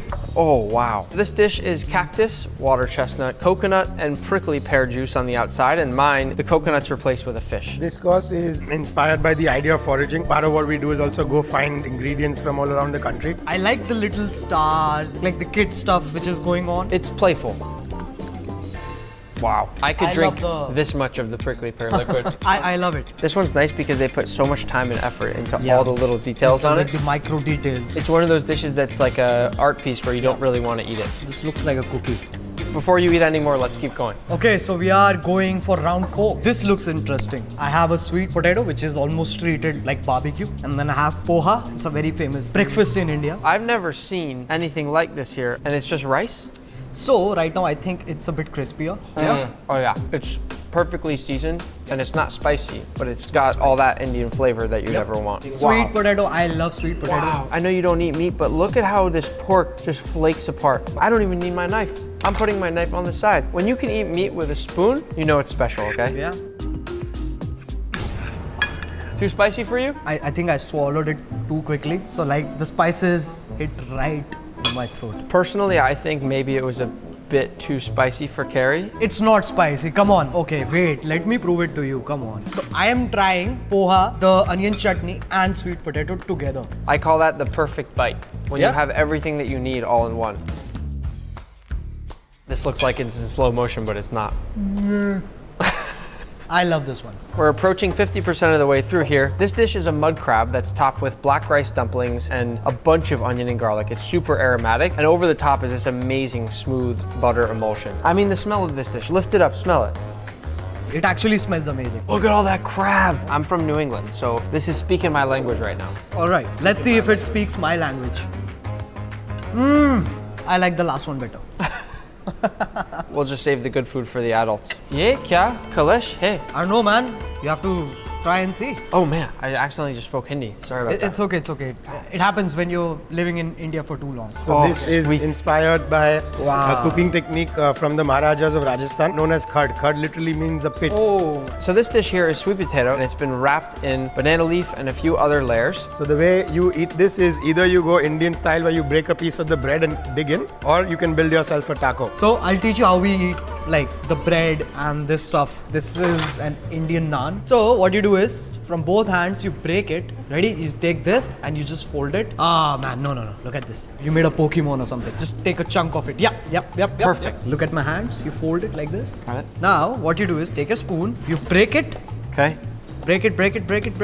Take some curry. Okay. You put it on the bread like this. Now in one bite you go like. Oh wow. Yeah. It's a little spicy for me again, I'll be honest with you. This is not at all spicy, bro. It is a little bit spicy. Well, bro, if you come to my home and we cook for you, it's gonna be spicy, brother. So you better get ready. The experience of eating it is really fun. This is the most familiar thing I've had. So your next course as a part of the experience is going to be inside the kitchen, and we'd love to invite the two of you. Oh, let's go. Nice. Hello, welcome. First time in the kitchen? Yep, looks very professional. So essentially this dish here is an Indian olive sorbet with pomegranate seeds and a bit of chaat masala, which is kind of a savory powder. Enjoy. Thank you, chef. I like it. It's bright, it's refreshing, it's tasty. I think the chaat masala is a bit too much, but otherwise I love it. How you feeling about moving on to course number 8? I can't wait. Oh, Not full. Oh, dosa? yes. Oh. Yes, dosa. Proud of me for knowing dosa? Yeah, man. This is the most beautiful golden dosa I've ever seen. So this is a curry course, and then on the side we have this beautiful golden dosa, and you're gonna tell me how we do them. All right, so what we do is we pick these, we crush them. That's fun. Very interactive. Take a spoon, take a spoon. Okay. Then we cut it, we take some chips. It's a bit messy, but my bite is ready. This is my perfect bite. Cheers. Oh. Let's go, let's go, let's go. Okay. The curry's not too spicy for me this time. I think this is the best we have till now. Do you have any space for dessert right now? You feeling okay? I love food, man. So these have 3 layers. The first layer is sebab prawn sorbet. We dip that into gungura chutney. At that, we basically dip it in white chocolate with a little bit of sea salt. This is the pre-dessert. Pre-dessert. Isn't that great? Pre-dessert? I've never had a pre-dessert ever. My mother and father always used to scold me because I used to have a lot of desserts. You got spanked a little bit? Yeah, so if they knew I was having this, they will go crazy. Ooh. Oh, it's so cold. It's so good. Here's the cross section. It's cold. It's like a palate cleanser. I am sorry, mom and dad. Why? I will never have a pre-dessert again in my life. But if it's this good, then I think I might. Number 10. Dessert. Oh, I'm gonna quiz you. Do you know what this is? This is, I almost have it. You have it on the tip of your tongue, I can Yes. What is it? Cacao. What this really is a cacao. It is a cacao pod. I nailed it. This dessert is a dried cacao shell that's filled with a cashew and cacao nib base, and then some custard apple and milk chocolate mousse on the top. When you're at home, do you always go like, this is a brown bread and it's like perfectly textured? Sometimes you just gotta eat. Then let's just eat. Let's just eat. So, what's fun about Bro, I am just gonna go. I'm just gonna go, man. Can this man not just eat? This is a beautifully layered dessert. Look at that spoonful of all the different textures and different things that I'm getting there. On a serious note, this is really, really good. Why is it good? It's just good, man. I don't know why it's good. After eating with Kerry today, I sort of feel like he might become the next big food critic. I learned a lot of stuff. Like, I'm not full here, I think, but I'm full here. Can you guess which country I'm going to next? Japan. Dubai. Have fun, Habibi. We're now in Dubai, where behind me is a restaurant that's literally inside an aquarium. This is Oceano, a Michelin-starred seafood restaurant surrounded by 65,000 fish. But don't worry, none of the seafood we're about to eat actually comes from the tank. At least that's what they told me. I've also brought along a guest. My name is Aussie. I'm a YouTuber based out of Dubai. Let's see what's gonna happen. I'm excited. Before we start our meal, we were curious, if this glass were to break, do you think that it would fill the whole restaurant? It would definitely fill the whole restaurant. Can you imagine if the glass just all of a sudden shattered and just... I don't want to imagine that. So the first dish is a spirulina meringue with some prawn tartare basically in the middle. That one's really nice, actually. There's many things going on. It was super citrusy, then like you get the nice soft shrimp. This one is really cool. It's an edible oyster shell with oyster inside in a couple different forms. What I like in that one is the creme fraiche. It's super creamy, and it was really nice with the temperature, right? Yeah. What's in this? It's a seaweed shell with some yellowtail and then wasabi ice cream. That was actually good. I would think that I wouldn't like wasabi ice cream, but I liked it. I just feel bad that we're eating fish in front of fish. So this one's gorgeous. It has a lot of flavors of spring. It's got pea, some green curry, some geranium, which I've never actually really had. I haven't either. It's like a mild and cold Thai green curry. It's really good. It's very unique. This dish is sort of a raw scallops dish with all sorts of beautiful white ingredients, and it looks like snow sort of fell over the top of it. Every bite is totally different. The dish is kind of like a bit of a journey. My first bite tasted like flowers. My second bite tasted creamy. My fourth one was really acidic. That fish has been sitting there the entire meal. That one, right? Oh, he's coming closer. Let's name him. Habibi. That's cool. So this dish just has a ton of different things on it. There's so many different elements to it. In the middle is an ice cream that we're supposed to use to eat with every other bite. But my favorite part, honestly, is this octopus. The octopus is holding this little pastry that's filled with some cheese. That is really good cheese. So dip it in the ice cream now. I think I could eat 100 of these. I'm just going to pick up, it looks like an olive. It's an olive. It's a good olive. Whoa, what the heck? That was like a blast of pistachios. I'm a little confused on this dish. I'm super confused. This one was so creative that it was almost too creative. This reminds me of when you cooked on a book in MasterChef. It was cool, but I don't know how it tastes. Is Habibi still there? We should definitely feed Habibi something. Habibi, come. This plate is huge. So inside the dish is cod, and on top there's some sesame, garlic, sea grapes. Oh, wow. It's such a unique consistency. Almost a little gelatinous. I wonder if there are any cod in the tank. Yeah, that wouldn't be very fun. You describe this one. I'll try. He said something about lobster and something about tapioca pearls, but to me it looks like a coffee. Like a cappuccino? Yeah. It looks really foamy and frothy. I will agree with you on that for sure. Oh, it's like a really nice seafood broth. Yeah, it's good. It almost tastes like if you took a lot of the different fish in here, put them in a big pot and just let it boil down. That is evil, but sure. Langoustines. It's like the older brother of shrimp. This one comes with a really nice looking broth around it. I like the meat, but the sauce you don't like? No. You know what that is? It's a lime leaf that's used a lot in Thai cuisine, and it's very strong. It is very strong. I actually really like it. If you just try the langoustine on its own, it's very sweet and soft, right? This is my second favorite. This one's a Mexican-inspired dish. There's some lobster with a few different peppers and spices there, but then it's all wrapped up in a tortilla that we can pick up and eat like a taco. Also, it's blue lobster. Let's see.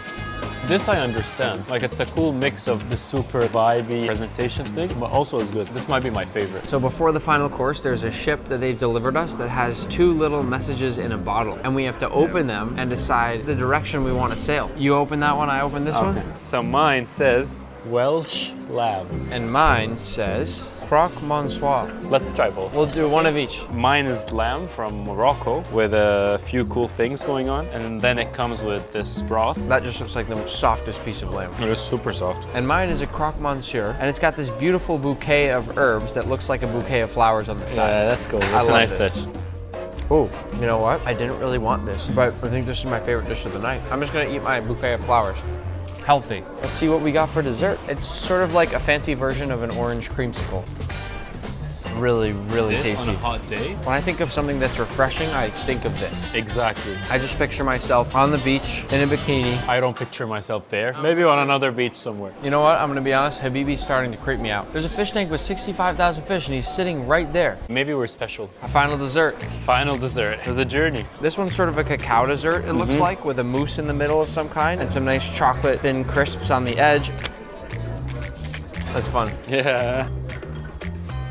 It tastes a little bit like brownie, and if you took a perfect piece of the middle where it's not so cooked, and then the crispy edge, and you put it together. Thank you for the free meal. No, you're paying for the whole thing. What? No, I'm not. Can you guess what country I'm off to next? You're going to Hong Kong, because you told me it. Thank you for eating with us. Hi, Habibi. I'm in Hong Kong, and this is my dinner date for tonight. Hello. Have you been to a 3 Michelin meal before? No, it's my first time. This is fancy. We've made it to Joël Robuchon, a 3 Michelin star French restaurant that's run by a chef who has the most Michelin stars of any chef in the world. He's famous for his silky mashed potatoes, and I'm very excited to try them. Talk to me, Bayashi, what are we getting? I'm so hungry. Didn't answer my question. By the way, you've been practicing your English a lot, yeah? Yes. Have you learned new words or no? With space. That is my new words. If a restaurant has good bread, usually I know the meal's gonna be good. Tiny croissant. This is so cute. So I'm gonna pick this one here. This is my go-to favorite bread ever. It's all crispy. It's like eating the edge of the brownie every time. Holy cow. So crispy. Oh my gosh. Wow. This had creamy uni with a really buttery pastry dough at the bottom, almost like you'd find in a pie. And then there's that slight hint of coffee, just a little hint of coffee in there. This is the first appetizer that we ordered. It is a pain con tomate. We have a slice of bread with a bit of garlic and tomato on there. And then we top it off with this jamon iberico, which we got to watch him slice himself. It is completely see-through. We just take some of this jamon, lay it on the bread, and that's what we end up with. A nice little open-faced sandwich. Freshness from the tomato, fat and flavor from the jamon. Good? No, great. This is one of the most stunning dishes I have ever seen in my entire life. This is the head chef's signature dish. It's a caviar with king crab under it, a bit of gold leaf, and also a lobster gel on the bottom. Really creamy. I really like it. I don't think I could eat too much of it, but that's almost a good thing, right? I like the lobster flavor. It's very different. I've never had anything like this before. So now we have a truffle salad. It comes with some foie gras, some potatoes, definitely lots and lots of white truffle shaved over the top. Look at all the truffle. Wow. So many flavors in here. It's like the fanciest salad you've ever had. What we have here is a langoustine ravioli that's been topped with a foie gras sauce, some Savoy cabbage in the middle there, and then it's been dusted all over with some black truffle. Looks amazing. Bayashi, there's so much langoustine on the inside there. The truffle sauce is so good. I'm sorry for talking with my mouth full, but langoustine tastes like sweet lobster. So it's just this huge bite of sweet lobster with a really delicate dumpling wrapping around the outside, and then just the right amount of truffle. I'm so happy right now. Well, we've moved on to our pasta course. The truffle pasta you can't really see. It's just a lot of truffle. So we're just gonna talk about the taste. This one here is a lobster spaghetti. I love the whimsical look of it. It's topped with caviar, all sorts of lobster, and of course, a nice lobster broth all over the top. So big. Unreal. It's perfect al dente. It is. We have just a little more food coming, and then it's time for dessert. In front of us is a miso marinated cod with black garlic mayonnaise, a wild matsutake mushroom, and a tempura crisp along the side. It's very soft. The sauce is very nice. So good. The fish is flaky and buttery. And for the mushroom, it tastes like normal mushroom, not special. Our final savory course is a quail with chestnuts and foie gras. If you look closely, you can actually see that the top half of each piece is foie gras and the bottom half is that quail. And underneath there's a beautiful looking sauce. Perhaps more importantly, on the side are Joel's famous mashed potatoes. They're supposed to be the silkiest and smoothest mashed potatoes you'll ever taste. That is delicious. I can't wait. I need to try these mashed potatoes. Look how smooth it is when you take a scoop out. It's almost like it's softer than my actual mouth. It's so smooth, it looks a lot like frosting even. It is so much butter though. True. There's one person that works here. One person. And the only thing they do every day is make mashed potatoes. Time for dessert. One dessert for me, and I got one dessert for you. Oh wait, yours looks cooler. I wanna switch now. Ready? 3, 2, 1. Ooh. Oh, cracked like an egg. These are totally different desserts, right? This passion fruit one though looks stunning. Passion fruit is one of my favorite fruits, and what they've done here is made this elegant dessert that looks exactly like a passion fruit, even though it's not one. It's amazing. How was your first 3 Michelin star meal? So happy. Can you guess where I'm going next? Japan. That's right. I'm excited for this next restaurant for 2 reasons. First of all, it's in one of my favorite cities in the world, Tokyo. But second, just wait till you see the restaurant. This is Sugalabo, a French-Japanese restaurant in Tokyo that has only 8 seats at the counter. It's one of the hardest reservations to get anywhere in the world because the only way to eat here is to get a personal invite from the chef himself. So how exactly did I get a spot? My friend Minami. Hello. She works for a company called Plan Japan, and they helped me get my spot here tonight. But can you just explain, how hard is it to eat at this restaurant? It's basically impossible. So I got pretty lucky with this reservation tonight. Also, because I'm a guest tonight, I don't have a guest at this restaurant, and so Minami's gonna help me film a little bit. That's right. Let's eat. This is the menu, but since we're about to eat all the food, you guys can read this on your own time. One cool thing about eating in Japan is usually the restaurant and counter is so small that the head chef is cooking for you every time. Whereas back home in the United States, there's a lot of times where the head chef isn't there more than once every couple months. There are only 8 seats at this counter, and look how many chefs there are in front of us right now. First up is this little salmon roast snack. Oh my God, that was amazing. The chef just said that this next dish has potato that's been aged for 1 year in the snow in Japan. Oh my God. That is insane. I don't even know how to describe this bite. It's like butter, silky smooth potato, salty caviar. It's one of the 10 best bites of food I've ever had. This next dish is a mackerel that's been carefully fried in panko breadcrumbs with Japanese finger lime on top, which it looks like the chef is gonna do for me. Nice, nice. This is insane. Soft, flaky fish with the most incredible creamy sauce and then crunchy citrus in the finger lime. This guy behind me is slicing the thinnest prosciutto I have ever seen sliced in my whole life. That's one of my favorite things about eating in a place like this is they're constantly working all around you. They gave the next dish like right away. We said first just eat one of the slices of prosciutto by itself. So this one's like a delicately wrapped rice ball with prosciutto and some chestnuts. Just looks like a little log. Whoa, this is unbelievable. The chestnuts are all kind of ground up. It's like super light and fluffy. So far, this is top 10 meals of my life, but we'll see if that goes up or down as the meal continues. What are those? Are those carrots? Why are they red? Because carrot is red. This dish is a carrot mousse with Hokkaido sea urchin, which is in northern Japan, and then a consomme, which is sort of like a jelly. If I shake it, you can see it jiggles around a little bit. It's not a liquid. Let's taste. That's the best tasting carrot I've ever had. The carrot and the sea urchin go so well together. And it's not just because they're both orange. If I could lick the bowl clean, I would. This next dish is a Japanese fish that's only available this time of year. And with it is a Japanese eggplant that's peeled so well that it almost looks like a kiwi on the outside. And this sauce is made from the liver of the fish. I'm gonna start by dipping my fish in the sauce. The chef said that the sauce would be bitter. It is a little bitter. Let me get a bite with the eggplant. That right there is a perfect bite. A little bit of everything. So much better and so much more balanced with the eggplant. But this dish is special because you can only get it this time of year. Different, but delicious. One of the other cool things about eating at a counter in Japan is that the chef usually shows you the ingredients before he makes every dish. And this giant pile of greens right here is Japanese parsley. I see a lot of ingredients and I've never seen parsley like this. It's just really fun to see. The next dish is Japanese snow crab, one of my favorite things ever. But they've tempura fried the root of the parsley here. That crunch. Oh, it's a whole ball of snow crab inside. I thought it was a dumpling. It kind of just turns into a nice crab soup. I already know I'm gonna like this one. Wow, this one is so warm and comforting. Like, kind of think of a miso soup, but with a bunch of crab inside. And then some nice light parsley greens for a little bit of crunch and brightness. So good. I have a feeling the bathroom's gonna be cool, so since we're like halfway through the meal, bathroom time. Oh, someone's in there. It's a push, never mind. I was right, the bathroom's crazy. Fancy Japanese toilet.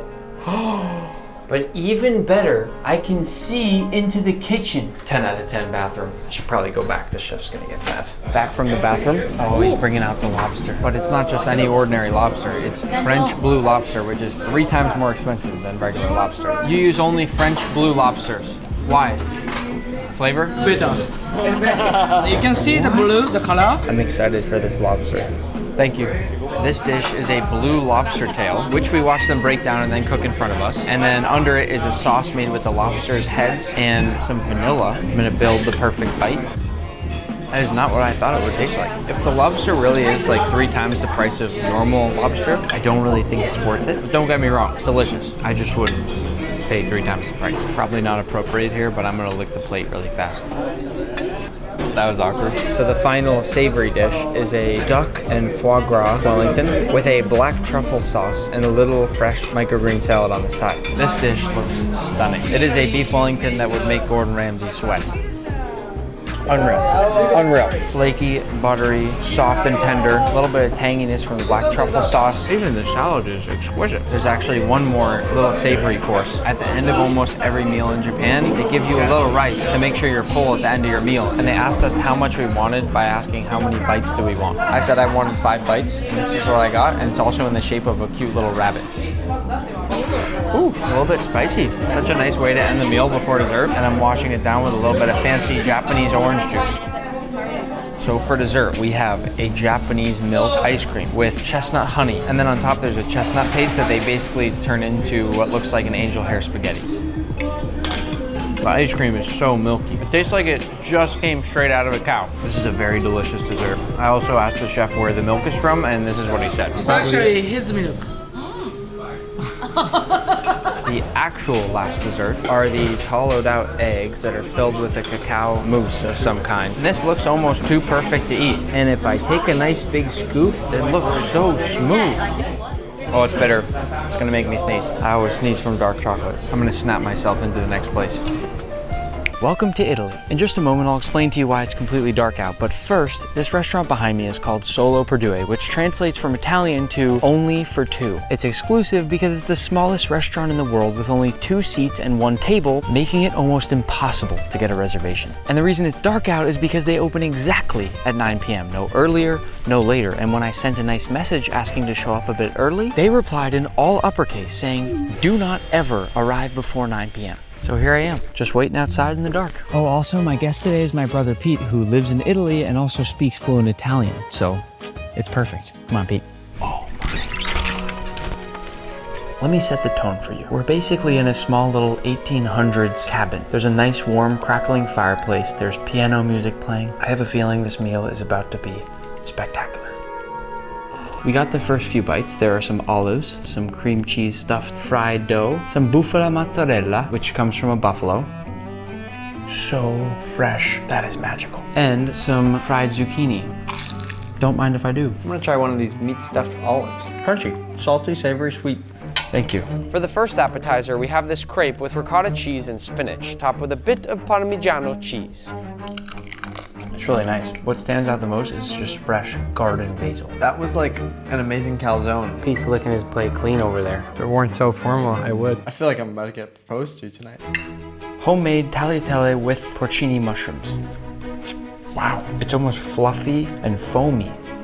The softest thing I've ever tasted. I feel like Antonigo in Ratatouille when he takes that bite. It's like eating a cloud. I can't take you seriously with the Mona Lisa shirt. I got a steak that looks like it's drizzled with a bit of olive oil. Beautiful grill marks. It smells amazing. So let's cut into this. Do I cut? Which way do I cut? Whichever way you want to fillet. All right, I'm gonna cut right down the middle. Moment of truth right here. And wow, beautiful. That is like dead on perfect steak.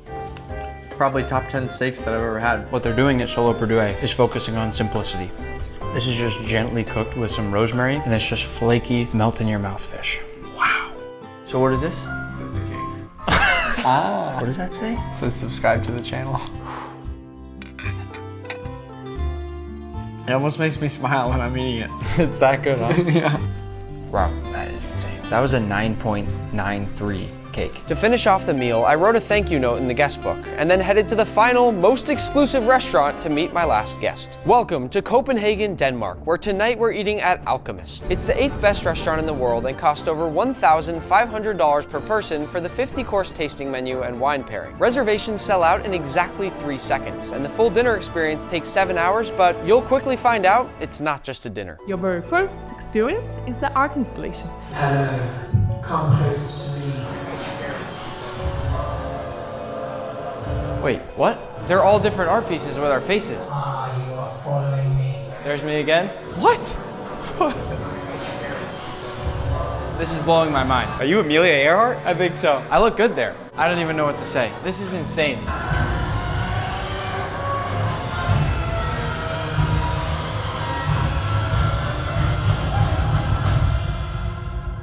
So this restaurant has 5 different stages. The first one was in the room with my face and all the different photos and art pieces. And this is called the test kitchen. This is the second phase. We would like to welcome you with the national flower of Denmark, the daisy. That did not taste at all what I thought it would taste like. It looked like an egg yolk. It tasted like a foam. Oh, by the way, my dinner guest tonight is Tim, who is Linja's son, but also one of my best friends. This one's called a smoky ball. It is so light.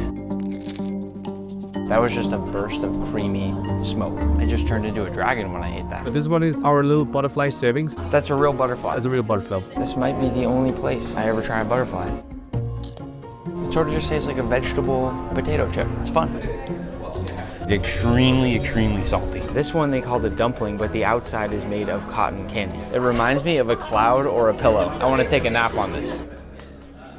The filling is just super acidic, fresh vegetables. And then the exterior is super sweet and soft, and it melts in your mouth because of the cotton candy. This one's called space bread. That little ball that you're looking at right there is just 2 drops of soy sauce that's been freeze-dried, and it expands into something that's this big.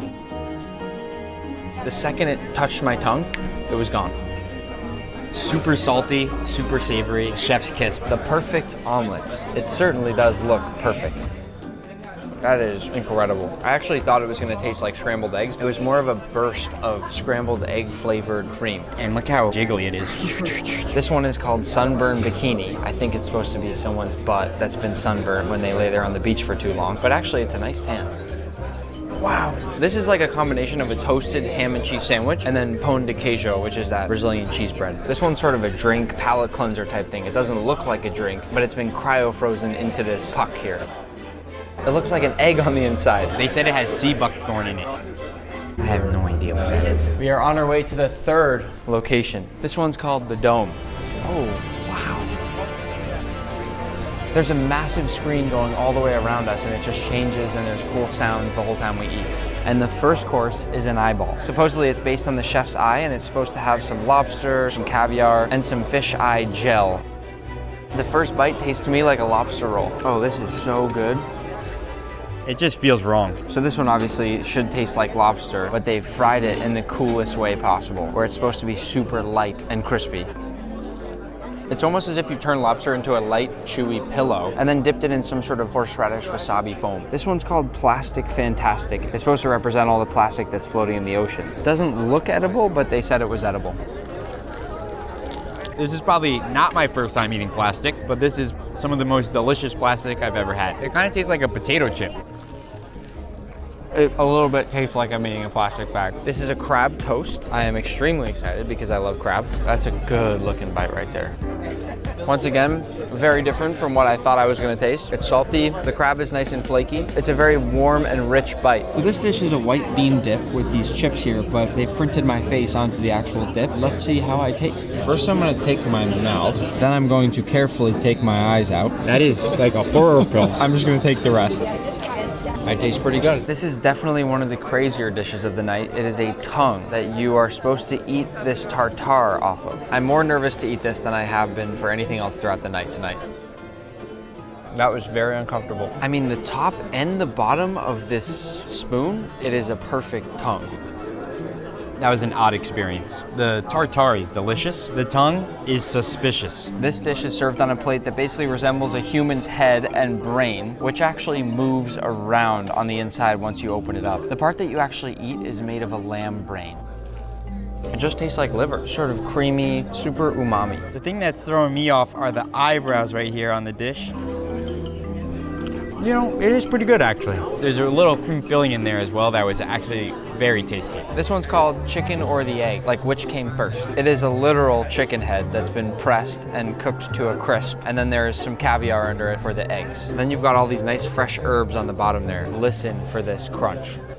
If it were any crunchier, I don't think it would be possible to eat it. It tastes just like a salted piece of crispy chicken skin. I am terrified to eat this. I mean, Nick was right. It does taste exactly like a chicken skin. Better than you would think it would taste. This dish is called air bread. It's super light. It almost just looks like translucent regular bread. And they've topped it off with a nice egg yolk foam and some nice looking Spanish ham. Oh my God, that is so weird. That tastes like the best ham sandwich you've ever had. Here we have a rabbit fillet. It is raw rabbit. And to eat it, they suggested we roll it up like this. It looks like a bouquet of flowers. I think I prefer raw fish over raw meat. Let's see what Tim thinks. It tastes a little metallic, like pennies almost, but I think that could just be from the ribcage plate that it's on. Definitely not my favorite dish of the night. This one is sort of a cornbread filled with habanero cheese, but it looks and smells like the best corn dog in the entire world. And apparently you can get a pretty nice cheese pull with it too. It's a really pure experience of having really good corn. Oh, time for the big cheese pull from Tim. Oh, this one is a curried chicken, but it's served on a chicken foot, which, by the way, if it's freaking you out, is fake, but it feels and looks very real.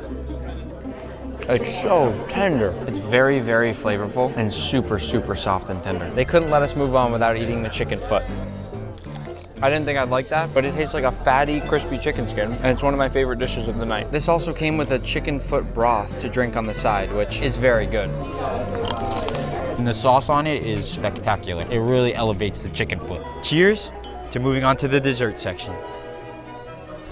So this first dessert is cool. It's sort of like an ice cream sandwich, but the crazy thing is if you tilt it just right, you can see the entire rainbow. It's like a chocolate raspberry ice cream sandwich, and it's sort of like biting into super thin glass.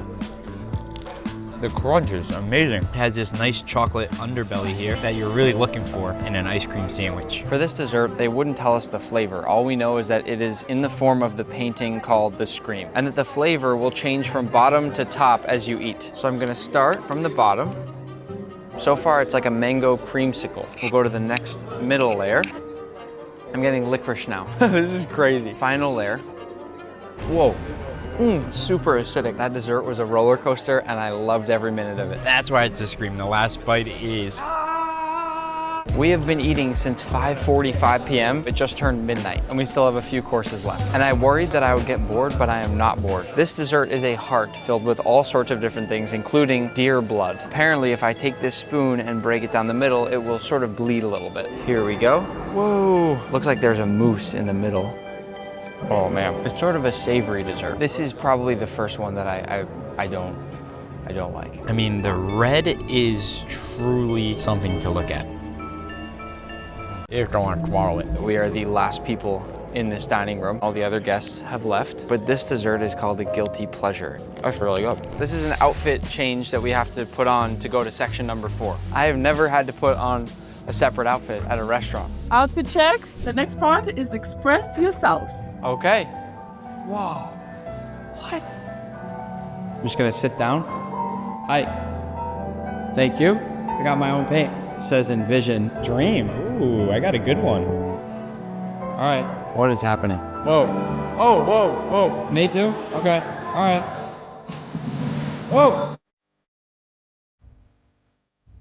Paint on the wall? What do we do? I have no idea what's going on right now. That's me right now. Tic-tac-toe. We got a player in it.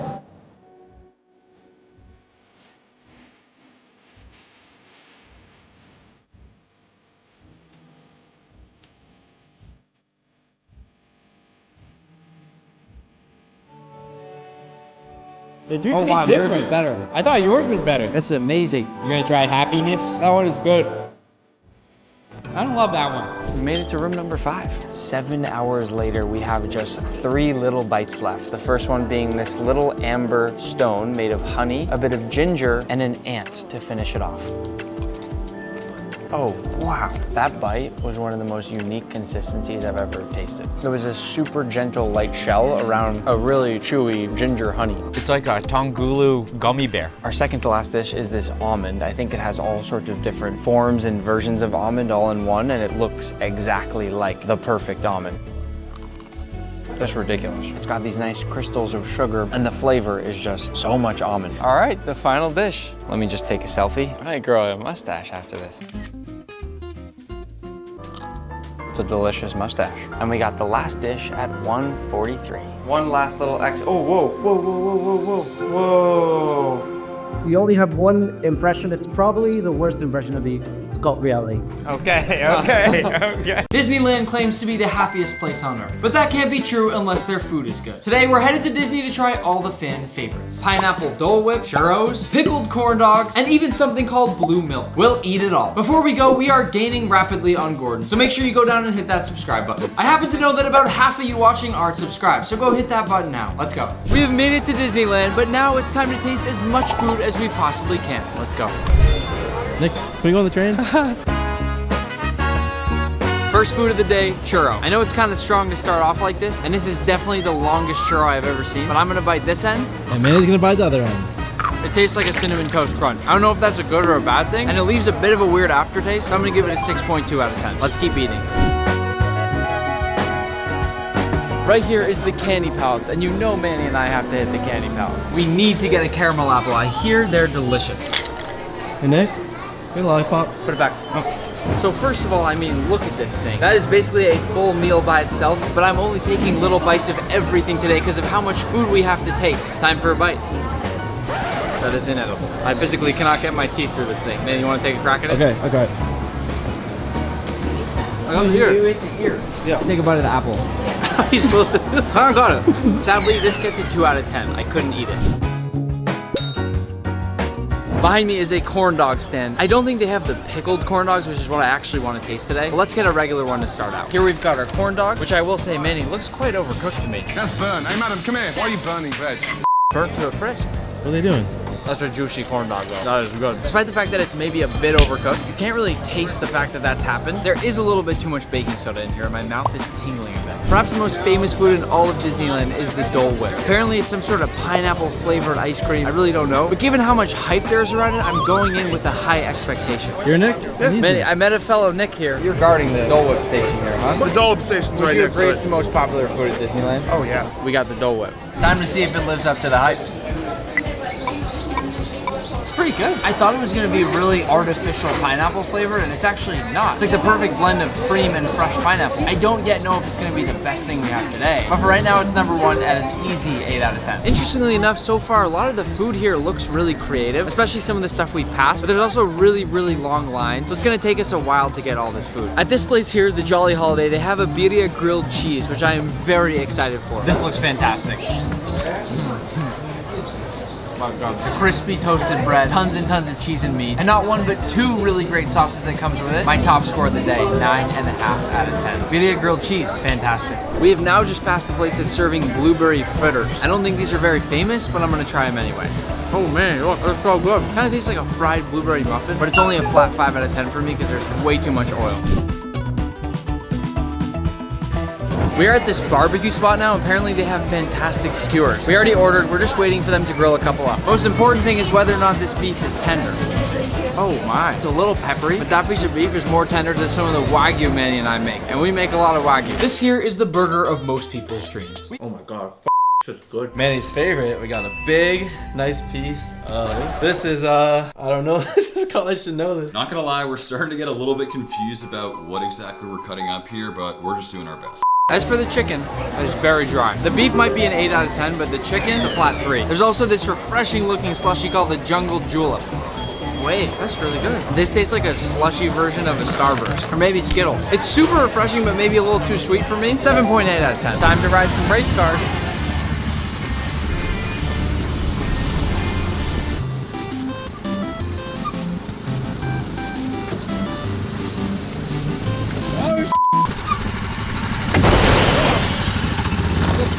We're at a restaurant now called Mint Julep, and they have these Mickey Mouse shaped beignets. I think we're in the New Orleans section right now, so that would make a lot of sense why they have beignets here.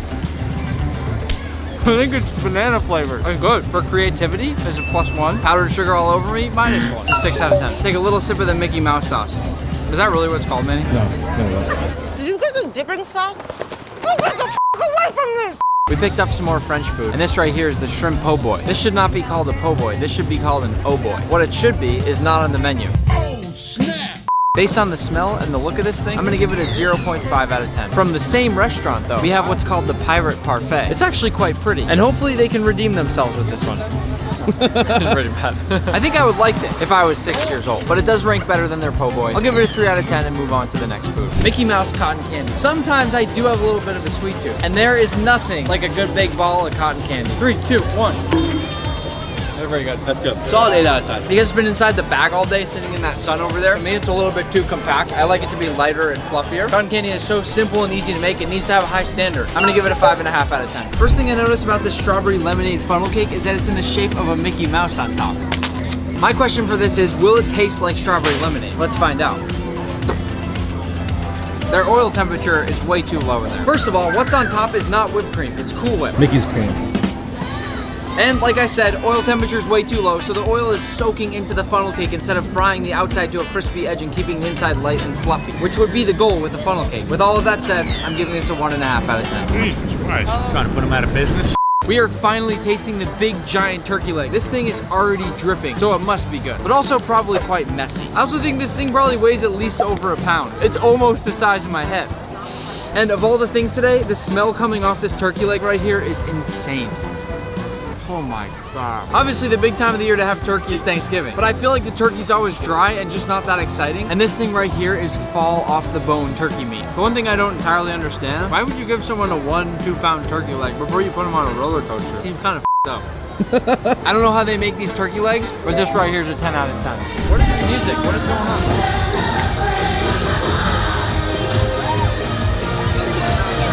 This has to be one of the weirdest restaurants I have ever been inside. We got a few mozzarella sticks. Let's test if they have a nice cheese pull.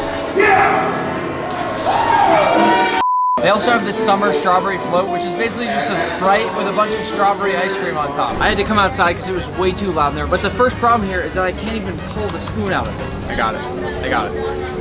Basically just tastes like a mixture of strawberries and cream. And if you shake it up a little bit, it gets really creamy and foamy. Somehow this has turned into one of the better bites of the day. I'm gonna give it an 8 out of 10. As I'm sure you know by now, we've eaten lots and lots of food today. But we're now at the Harbor Galley restaurant where we're gonna get a lobster roll. Did I come here today thinking I was gonna order a lobster roll? Nope. But being from New England, if anyone knows a good lobster roll, it's me.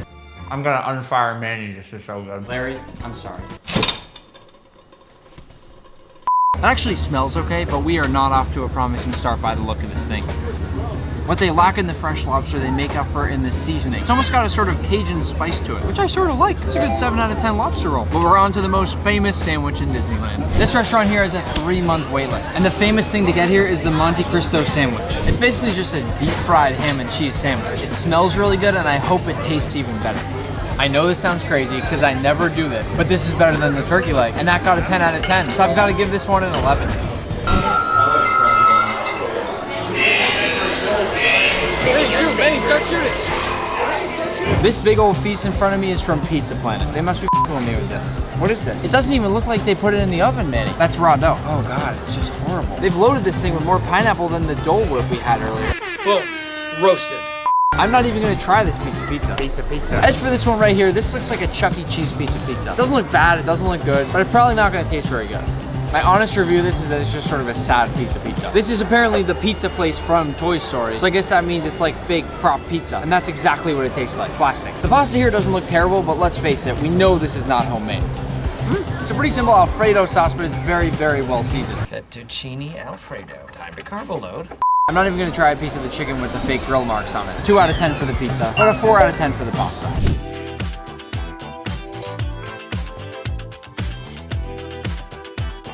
Wait, you there, whatever you're doing, I doubt you're authorized. Okay, let's all relax.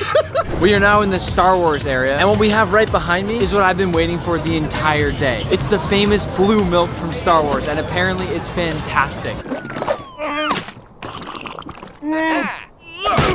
One of my favorite drinks out there is horchata, which is that rice milk flavored with cinnamon, sugar, that kind of thing. This is probably similar to that, but just better. I have been waiting for this the entire day. It basically just tastes like creamy Italian ice. It's a nice, refreshing way to end the day. I know you're supposed to come to Disneyland and do the rides, but we spent more time just eating today. Then again, I did buy a $30,000 flight ticket the other day just to eat the whole time as well. Happy cooking. Vinny, watch out. We've detected unauthorized transmissions in this area. Shut it down, traveler. That's a no. Food critics come in many shapes and sizes. Some, like Anton Ego from the movie Ratatouille, are harsh and intimidating, while others, such as Anthony Bourdain, are kind and thoughtful. But then, there are Yelpers, the most ruthless critics of them all. Check out this review from Caleb. They was closed. 1 star. You didn't even eat at the restaurant, Caleb. In this video, I've collected the craziest 1-star Yelp reviews I can find and brought along a few friends to help me put them to the test. Dennis is a health inspector who's going undercover today, and Pete is my brother who loves food just as much as I do. We're starting here at a Chinese restaurant called Pan Asia, where Xander said, I do love Chinese food, as long as it's made by humans. But I must say, the poo-poo platter looked more like a poo-poo platter, like my dog made it, if you know what I mean. He also attached this photo. Who attaches a photo like this to a Yelp review? Yeah, it's not good. While these guys taste the poo-poo platter to see if Xander means business, I've had Ryan Trahan, the king of 1-star reviews, help me come up with a few simple rules for this video. First, you must leave an honest 5-star Yelp review at every restaurant you visit. And second, the restaurant that wows you the most must receive a trophy at the end of the video, because everybody loves trophies. Good luck, Nick. What do we think, guys? It's not so bad visually. Honestly, the chicken's actually charred to perfection and seasoned pretty well. It's quite tender too. I like the egg roll. Is it crunchy? Mm-hmm. From a health inspector standpoint, the food's all nice and hot. Everything is overcooked, so I would assume it's cooked through. But I really like the chicken, and the fried food is extremely crunchy. The seasoning's good, the crisp is there. I think we have enough to write a review.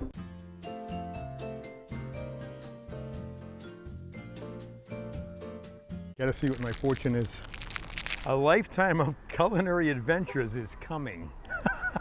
We've made it to Natalie's Pizza. Allie says there are only 2 things that happen when you enter Natalie's. 1, you get into a fight. 2, you get food poisoning. That's all. You better have your dukes up when we walk in there. I'm ready. Andrew said there should be rules concerning how one can make a pizza. This place used canned mushrooms like they just learned how to cook. What an insult to my taste buds. Apparently Andrew likes fresh mushrooms. As you can see, they don't just serve pizza, they also have hot wieners. And Theo said, I ordered a hot wiener and it was a Walmart wiener. What's a Walmart wiener? I'm assuming he means they just bought it at Walmart. Yeah, I don't know. This is cool. Hello.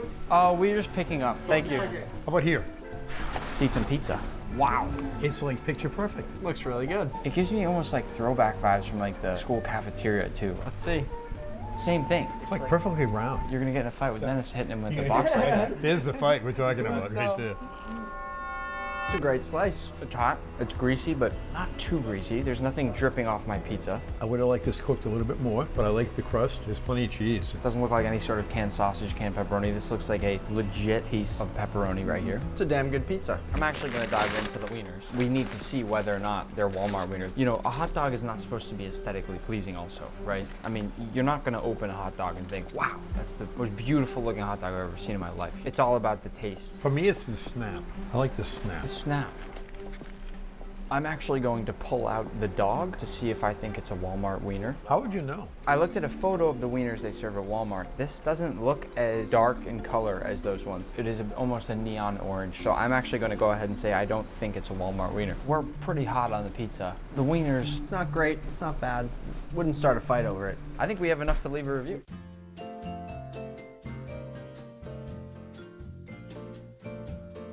We are now pulling up to Long John Silver's, a one-star fast food restaurant. Long John Silver. This restaurant's a 2-for-1. I call it a twofer. You got Long John Silver's and you got Taco Bell. One of the biggest news sources in the world literally called it the worst meal in America. I didn't even know they were still open. Bill from Texas said, I stopped going to the store for a year because asking for extra tartar sauce was like pulling teeth. Today I stopped by again and told them I needed 12 tartar sauces. When I got home, only half the sauces I asked for were in the bag. Who needs 12 tartar sauce? No kidding. Another review came from Phil, who looks a lot like a fisherman himself. Yeah, he could be on Wicked Tuna. I would buy fish from him. He said the fries were so overcooked and tough that not even his tears could soften them. The best part about the meal was literally the green beans. What fast food place has green beans? We're ordering some. Oh, are we? Lauren said, I have been sitting in the drive-thru behind 2 cars for nearly 30 minutes. 30 minutes? Who's got that kind of time? We gotta see if the fast food line takes 30 minutes. Let's do it. Thank you for coming, Taco Bell. I'll help you. Yes, hi, is Long John Silver's open? Yes, but I need 5 minutes, 5 to 10 minutes. What are they catching the fish? What's up with this? Okay, how will we know when it's open? No, it's open right now. It's open 10 o'clock. Oh, we can order, you're just gonna make it? I can order, but you need to wait in the parking lot for the 5 to 10 minutes. Could I please do just one regular plate of fried fish? Okay, what kind Yes, do you please. want? Just water, please. Water. I know how about water. I'll try Baja Blast. Okay, anything else? Do you have green beans? No. How are you? Thank you. Oh, can we have 12 tartar sauce, please? Sure. Yeah? No problem. We'll park right there. Thank you so much. Thank you, right back. He was so nice. You never like to be in a fast food drive-thru and you're waiting. But if they really are making it fresh, I'll be happy. In my experience as a health inspector, chain restaurants are usually the cleanest because they have levels of management that oversee that. It's been almost 4.5 minutes. Still no sign of our food. It's not really fast food if you think about it. Well. Oh, Dennis, you want to grab it? Is this ours? It says Taco Bell though. Elephant in the room here. It came in a Taco Bell bag. Luckily, inside the bag, it is Long John Silver's. Open up and say, oh yeah. Oh yeah. Oh yeah. First, let's count the tartar sauces. We got 1, 2, 3, 4, 5, 6, 7, 8, 9, 10, 11, 12. 12. Looks like we got some shrimp. That is you, Pete. Then we got this giant box of stuff, which is mine. Dennis, you did not get anything. They did not put Dennis's food. Might be a blessing. But I must say, this actually looks really good. In fact, this piece of crispy golden fish right here is kind of remarkable. Dennis, we can share. The tartar sauce does look like mayonnaise. Actually, it's pretty good. Wow, I think that might have been one of the best bites of fish and chips I've ever had. I think he was being honest about cooking it fresh. The fish on the inside, it's buttery. Flaky. Yeah. Is that one also ours? Thank you. Check out what's in that. What is going on? I have no idea. You can't make this up. That's not our food. Oh no.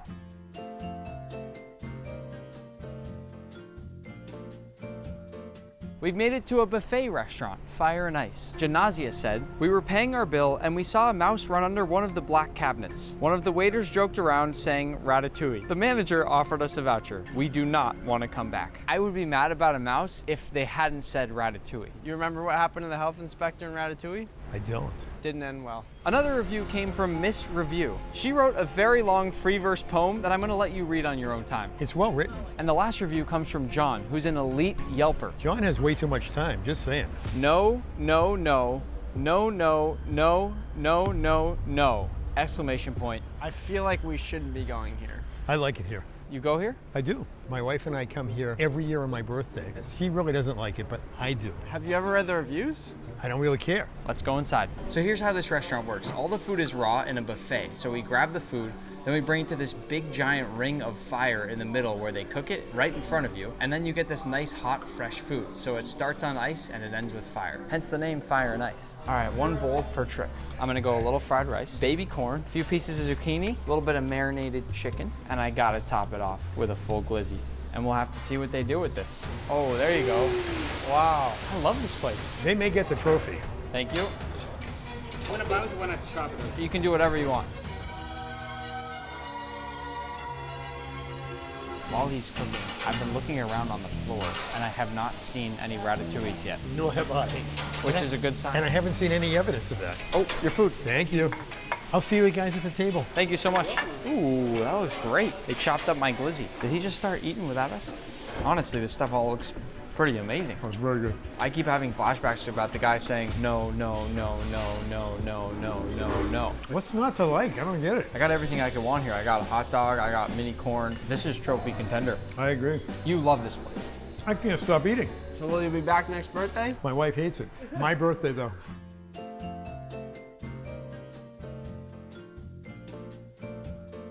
I'm back to my childhood days at Dave & Buster's. What's G says, crap food. Gordon Ramsay couldn't save this kitchen, so go have some drinks and laughs with your crew, ...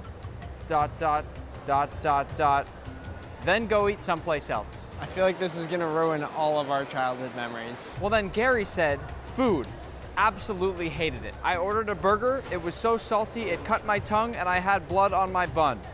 End of story. So obviously we need to order a burger. And this last review said, I had to wash my hands multiple times because I was sticking to everything. Think I'm joking? My kids thought it was a game and would count to see how many things they could stick together. Table, menu, silverware, and plates. I hate a sticky restaurant table. Yeah.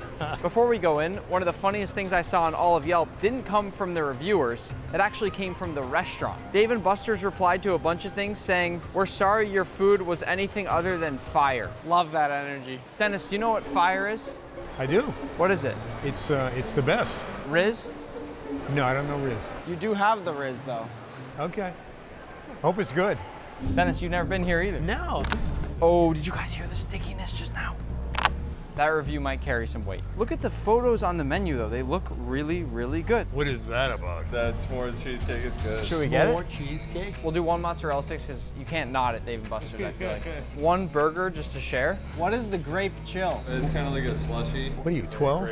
I'd like a grape chill, please. Let's do the pretzel sticks and we'll call it a day there. Before we sat down to eat, we obviously had to play a few arcade games and try to win some prizes. The lowest rank? I'm sorry to do this, guys. I have to do it right away. Mozzarella stick. Pull it. Oh yeah, baby. This is choking. Pete's drink came with a temperature color changing straw. When you touch it, it changes colors. Of course it does. I kind of want to try one of these breadsticks. One thing I'm immediately noticing is there's a bit of a film over the cheese. It means it's been sitting there for a tiny bit, but let's not judge a book by its cover here. The cheese sauce is more complex than a normal cheese sauce. That's actually really good. That is a mean looking burger. Huge bite. That's really good. The seasoning on these fries reminds me of the seasoning on Cool Ranch Doritos. It's very well done. It's evenly dispersed. You can see it. You can taste it. I like it. Looks like a perfectly golden brown melted marshmallow. Oh, yes. Yeah? Mm-hmm. Coming into this place with the reviews, I legitimately thought it was going to be one of the worst places we ate at this video. But I think this is in contention for the trophy. Let's leave the review. Let's.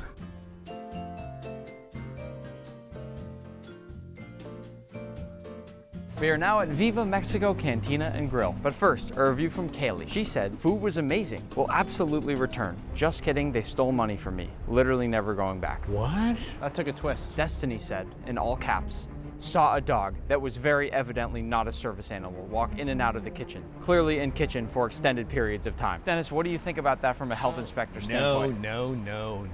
You can't have animals where food is being prepped. Would that be a failure? Violation of the health code. What would the punishment for that be? Obviously, you have to eliminate the dog. Kill the dog?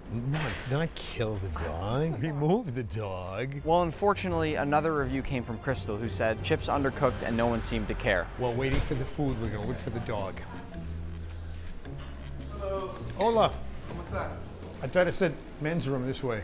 Clear. No dogs? No dogs. That's good news. Right away, someone said something about the chips. Oh, that's a crunch. It's a perfectly good chip. I think it's a great chip. Salty, well seasoned. They got some salsa. It's a great chip. So, So far, far, so so good. Okay, let's dive in. Jinx. Dennis, have you had street corn before? I don't know what that is. One of my favorite Mexican foods ever. Oh, that is good. I love the look of it. The color is really nice. The corn is cooked really, really well. For me, there's just too much sauce on top and nothing on the bottom. Dennis, do you like tacos? I don't. Do you like quesadillas? I don't know. You've never had a quesadilla. Is that odd?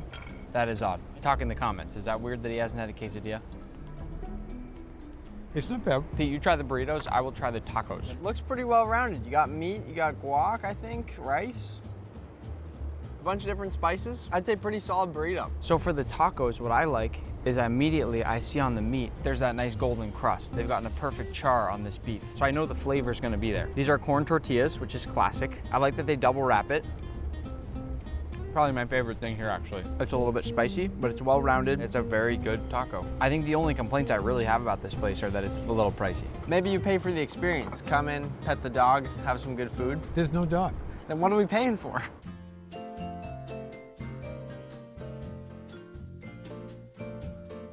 We traveled a long way for this place. It's called The Melting Pot. It's a fondue restaurant. And Ginny's review says, fondue? More like fondant. This place smells like a porta potty. Prices are highway robbery.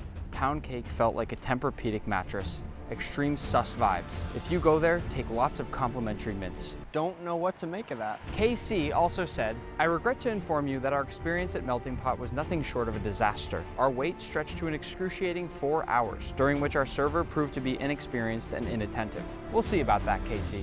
We were seated immediately. Not a 4-hour wait, a 4-minute wait. So KC, you were wrong. Sorry. The questions that remain are whether the pound cake feels like a Tempur-Pedic mattress. I have a Tempur-Pedic mattress. Is it a nice mattress? Very nice. We still need to figure out if there are extreme sus vibes. Personally, I'm not feeling that yet. And when we leave, we need to try to find the complimentary mints. We're gonna do one cheese fondue. It comes with tons and tons of different sides. And then we're gonna do a chocolate fondue. Hopefully it actually comes out with the yin and yang looking like this, because that's really cool. Who doesn't like chocolate and cheese? Our waitress made our cheese fondue from scratch using rolled Gruyere, raclette, and fontina. And the chocolate fondue looked exactly as advertised. Wow, this is sweet. We got the spread. Fondue, chocolate. How great is this? There's all sorts of amazing looking sides. There's no limit to what you can do. I'm starting on the cheese. Here we go. Look at the cheese pull. It's delicious. I feel like I'm in Switzerland. I lived in Switzerland, and that's a good fondue. I feel like we're on top of a mountain. We're all wearing parkas, and we're eating fondue together. So far, one of my only real complaints about this place is that it could get really messy. Like, look at that. Definitely. So Dennis, before you dive into the dessert, does this seem like Tempur-Pedic? Well, the beauty is that it's soft. Yes. But it's firm, so it doesn't fall apart. I don't get a mattress vibe out of it. First dip into the chocolate. Oh, you messed up the pattern. But it looks so good. The cheese fondue was amazing. What about the chocolate? I confirm it's one of the best pieces of pound cake that I've ever had. Not a Tempur-Pedic mattress. This is what I think of the melting pot. Very nice. Do you guys have like complimentary mints? Unfortunately, don't. I don't know if we have some in the back. I can definitely go double check for you. All right, that'd be cool. Oh, you're out of mints?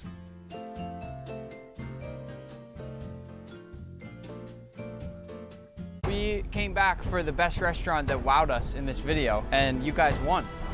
So you get the best restaurant trophy. That's yours to keep.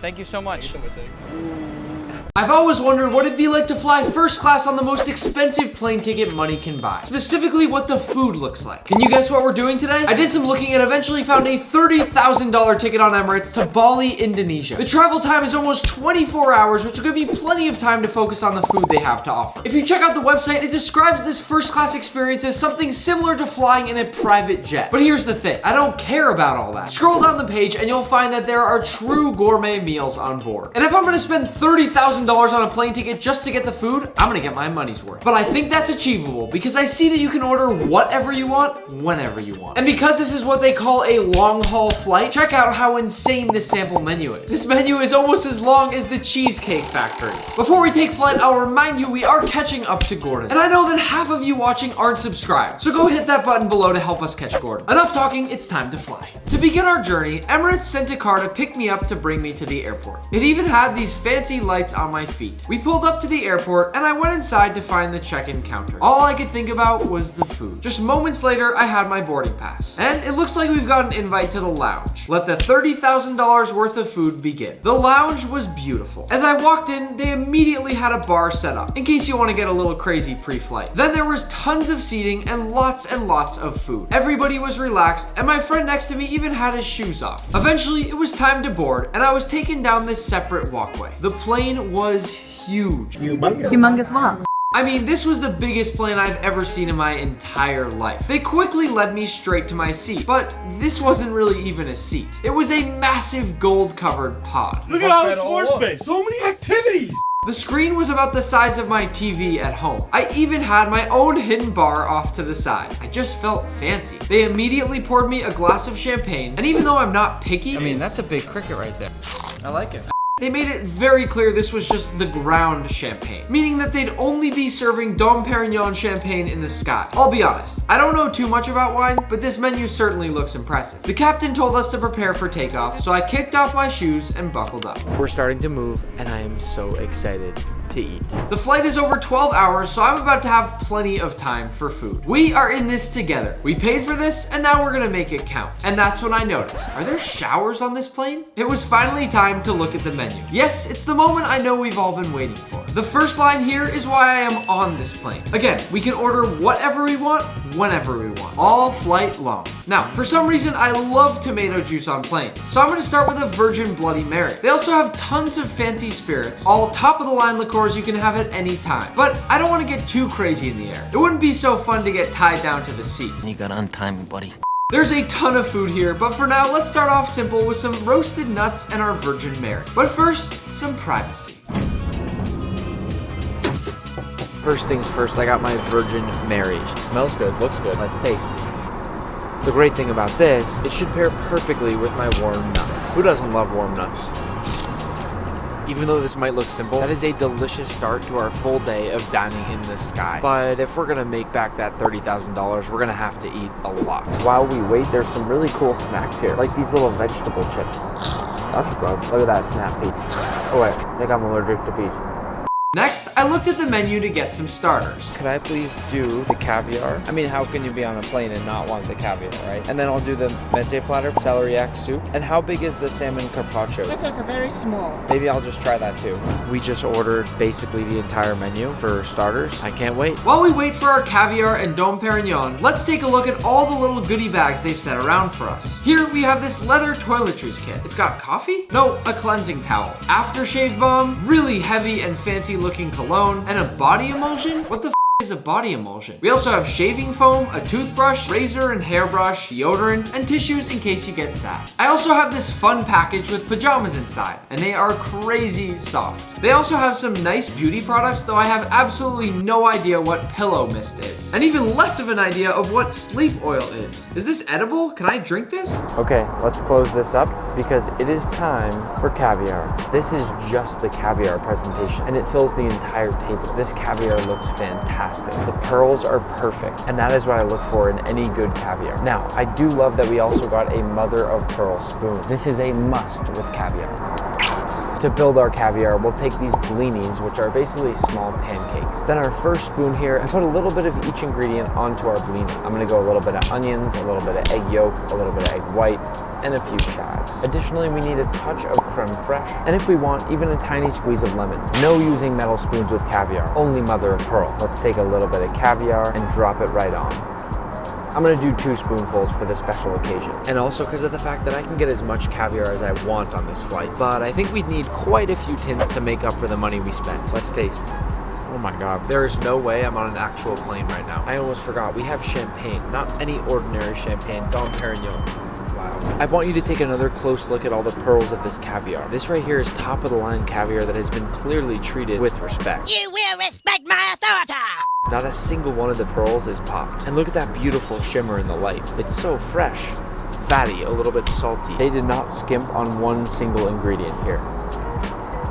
Okay, so with the Middle Eastern ties that Emirates has, they have this really cool meze platter. And for those of you that don't know, I am Persian, so I love Middle Eastern cuisine. I really just want to taste and get a little bite of everything here because we're so early in this process. There is so much good food on that menu and so much good food ahead of us. What I love about this is the herbs look so incredibly fresh. It's like they have a parsley garden downstairs and they just put it on the plate. I like trying some of these dips without bread just to really taste the flavors there. Oh, that silky smooth, smoky eggplant balanced out with those pomegranate seeds. Oh, chef's kiss. Grape leaves, rice, not my favorite here. I believe this is falafel. Oh, it is not. There's beef inside. I like that. A lot of pickled veggies. And now I'll dip my pita in the hummus. Oh, that is so good. Baba ganoush. Wow, that is my favorite thing I've had so far. That is perfect. Here's the thing, the meze platter is great. You can tell when things are fresh and you can tell when they're not. And most of this is over the top fresh. So whatever chef is back there in the kitchen grinding this stuff out, keep slaying. I am excited for what's next. But mark my words, I will get my money's worth. Next, they brought out the celeriac soup, which looked gross at first, but was surprisingly incredible. I literally hate soup, and this soup is stupid good. So this here looks to be our salmon carpaccio, which I have to say looks really good too. It's pretty simple. As you can see, the flavor of the salmon is awesome. What it really is just smoked salmon with this really good sort of egg mayonnaise at the bottom, which I really like. Up next, we have our first main course, which is salmon, though I still think I'm gonna order throughout the day different stuff just to taste. All right, let's take a taste of this salmon. The sprinkle of Osmo definitely makes it better, but the salmon is not as fresh as I'd like it to be. And perhaps the worst part, it's really overcooked. It's rubber, plastic, dry. I do want to try these cute little tomatoes on the vine though. Let's taste one. This tomato just squirted all over me. That's enough now.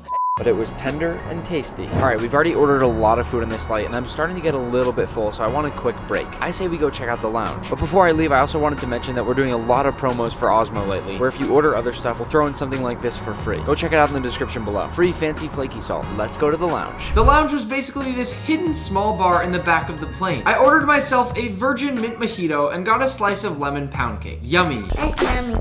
After getting some work done, I noticed everyone around me was asleep and it had gotten pretty dark outside. But since I'm here for the food, I stayed awake and got a nice light salad and a few delicious desserts.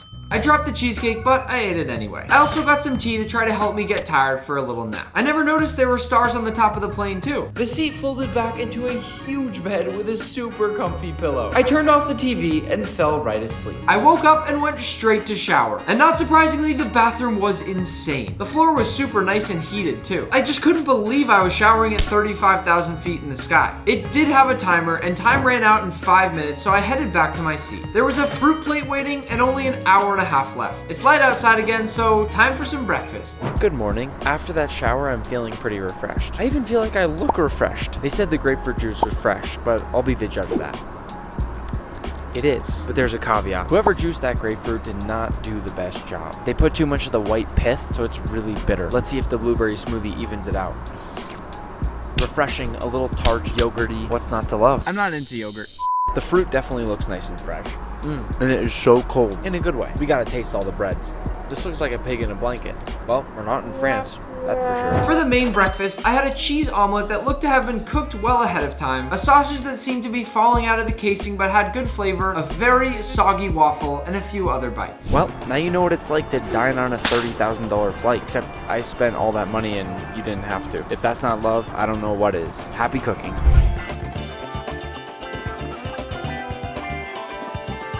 Only eat Gordon Ramsay's food for an entire day? Strange request, but I'm down. Let's do it. But first, if you didn't know, we're gaining on Gordon. So if you're watching right now and not a subscriber, go hit that button below. Now, there are a few options for the task at hand today. The first is I somehow convinced Gordon to be my private chef for the day. Considering he's probably the most famous chef in the world, that's not gonna happen. But it turns out he has quite a few restaurants in Las Vegas. Hell's Kitchen, ever heard of it? But I have one problem. My cameraman Manny isn't allowed in Vegas after being caught counting cards on multiple occasions. Hopefully that won't be an issue, because we're going anyway.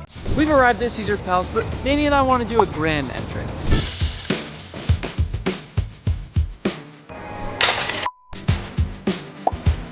Evan, nice. 1 year, 2 keys. 2 keys, let me go. Also, I have a question. Is this the real Caesar's Palace? What do you mean? Is Caesar here right now? No. This is where we're going to be spending the night.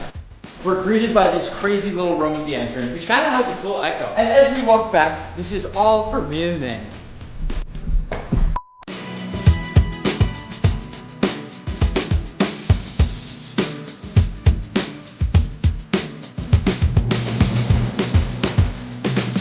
I mean, this place is just insane.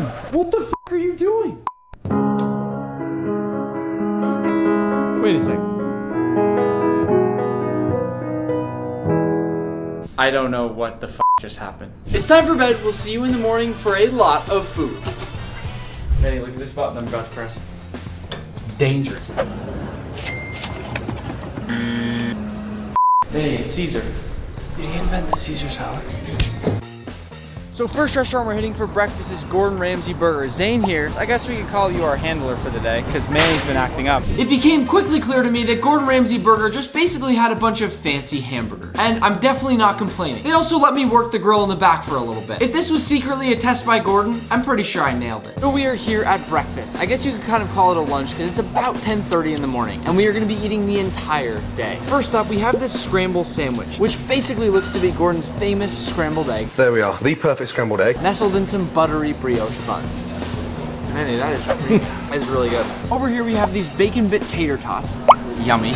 And then something that I am very excited for personally, is sticky toffee pudding French toast, which I'm gonna dip in both sauces. Oh Manny, that is good. Take a bite of that. Oh. Now we have our breakfast drink because of course we're gonna have a lot of cocktails today. And this is called the Oh Bloody Hell. Bloody hell. Manny, I think we might see Tipsy Nick today. After trying everything, it was time to let Manny have at it. I told him to pace himself for the day, but he didn't really listen. We're gonna have to roll Manny out in a wheelchair. I can't drive there. The wedding starts in 3.5 hours. So that was a fantastic breakfast. My favorite was easily the scrambled sandwich. Gordon is known for his scrambled eggs. Next up, we have Gordon Ramsay Fish and Chips Early Lunch. Gordon Ramsay Fish and Chips is clearly one of those spots that Gordon brought back from home. And I think it's awesome that he brought a restaurant like this to the US. What the f are you doing? It's good. So first up we have this lobster fish and chips, and I will say it smells fantastic. I'm gonna give it a nice squeeze of lemon, then dip it into, oh shoot. Then dip it into both sauces and crunch. Next up we have our classic fish and chips sandwich with this curried sauce. I really got this sauce right here is basically a really good curried mayonnaise. And my guess is that it's something classic for fish and chips in the UK, and I love it. It's something I've never had before, but it's delicious. The last bite here is a Biscoff milkshake. Everyone knows those cookies they give you on planes, and I'm gonna dive in. That's really good. Easily my favorite thing there was that curried sauce. Benji, can you check on the screen if that's traditional? Because I'm super curious. But next, where are we going? Forget. We're going to Gordon Ramsay Pub. What is that? Nick, it's like me and you. So before we head to the next restaurant, we have a little surprise. The roof scene from The Hangover. Manny and I are gonna recreate it. Wow, right out here. Here's where I found us. Hey guys, he's over here! It's hot up here. Oh my goodness! Nick, I used to be a Wolfpacker 1, but now I'm a Wolfpacker 2. Next we pulled up to Gordon Ramsay Pub. I'll be honest, I'm not the biggest fan of beer because for some reason it really hurts my stomach. Nerd. But I've never been opposed to good old bar food. And that's exactly what Gordon Ramsay Pub seems to be. Here we naturally had to get some traditional pub food. First off, I'm gonna dive into the short rib grilled cheese, which I have to say looks delicious. I may dip it in just a little bit of mustard and then next up, these are called the Hellfire Wings. Now, just by the name, that sounds pretty spicy. And we all know my heat tolerance is not very good. Drums are still better than wings. Yummy. That's basically barbecue sauce with maybe a little bit of hot sauce in there. You would all be very proud of me to know that my heat tolerance has gone up. I can handle this. Last but not least, this is quite creative. We have kettle chip nachos. I'm having a lot of cheese today. Man, I'm gonna need that lactose pill. The thing about bar food is you usually think of it like pizza or nachos, but they make really creative takes on all that stuff. This is French onion soup made with ale. Pretty clever. We're gonna get as many sticky toffee puddings as we can today, so here comes our first bite. The best way I can describe this if you've never had it before is basically a really soft, fluffy, caramel flavored brownie with vanilla ice cream and hot caramel. Delicious. We are now here in front of probably the most famous restaurant in Gordon Ramsay's entire empire, Hell's Kitchen, and I am very excited to see what's behind those doors. Let's go. Of all of Gordon Ramsay's restaurants throughout the world, Hell's Kitchen has to be the most famous by far. I mean, who doesn't know Hell's Kitchen? This place is crazy. We are in Hell's Kitchen and naturally, lots of amazing TV moments have happened here. Let's watch a couple. Let's go step outside, mother. I'm not a quitter. You're not a f***ing cook either. Where's the lamb sauce? We f***ing wasted the most expensive part. From the show here, the panther and lobster risotto are the signature appetizers. Some of my other favorites though, and the crispy skin salmon, which has been on every season of the show as well. It's raw. Get it together. Yes, sir. I really love all the details here. Even down to the little things on top of the drinks. They have the whole theme nailed down in here. Hello, hello. Welcome to Hell's Kitchen, Las Vegas. My name is Manny. Hold on. Wait a second. I'm Manny. You're Manny. I'm Manny. I'm in. Too many Mannys in this place, all right? Too many Mannys. I need to get out of here. So first things first, we're gonna have some lobster risotto. The lobster is super tender, and the risotto is just ultra creamy. Delicious. Next, they had a foie gras, which is a duck lip. I've never seen a macaron on something like this. I love foie gras, and this right here is the perfect bite. First things first, we need to make sure the crispy skinned salmon has actual crispy skin. In fact, I remember cooking lots and lots of crispy skinned salmon for Gord at a NASCAR speedway, and he was pretty harsh on me for that. Listen.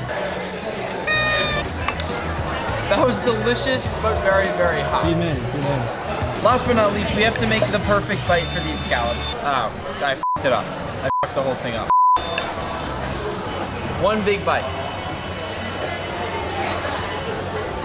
Give me here, guys. Have our sticky toffee pudding here. Have our triple white coconut sorbet here with passion fruit, puree, coconut crisp. The coconut ice cream looks awesome. It also looks like it's in a fresh cracked coconut. Literally really good. And you guys know how much I love edible flowers. This is our second sticky toffee pudding of the day. Let's see how it compares. If I'm being totally honest, the sticky toffee pudding at the other place was a little bit hotter and a little bit fluffier, but it's still delicious. We have finished up our meal at Hell's Kitchen, and it was fantastic. Gordon got a message for you. What are you? An idiot sandwich. What are you? An idiot sandwich. Our experience at Hell's Kitchen was awesome, but we're headed to the final meal of the evening. It's dinner time, and we get to try the beef Wellington at Gordon Ramsay's Steak. Once we finally reached our last stop at Gordon Ramsay's Steak, we went through this cool tunnel that represented the channel. I loved all the decorations throughout the restaurant. It was very Gordon inspired. And we even got a quick tour through the kitchen. I'm always surprised when people let Manny in the kitchen. He's such a liability. We are finally here at dinner at our last restaurant of the day, and that right there on the wall, that beef Wellington, is a preview of what's to come tonight. For the start of dinner, we have the farmer's market salad. Then we have one of my all-time favorites, the foie gras, which we also tasted earlier, but this one is totally different. And I always like to say you have to get the well-rounded bite with a little bit of everything on the plate. Foie gras is just so incredibly rich, fatty, and it's always great when it's cut with something acidic like orange, because oftentimes acidity and fat go super, super well together. They balance each other out, just like me and Manny. So here we have our large shellfish platter for you this evening. I love myself a good f***ing seafood platter. I'm gonna try a little bit of everything. First, I'm gonna try this big f***ing piece of king crab. Looks nice and fresh. Oh, look at this f***ing shrimp. Oh, that's f***ing good. Manny's living large today. Let's do some f***ing oysters. Look at this f***ing lemon. Put a little lemon in here. Mmm, that's just good. All right, check this out. We got a little bit of like hot sauce right here. I'm gonna put some of this on an oyster. Oh, What are you doing? You're fired. Get out.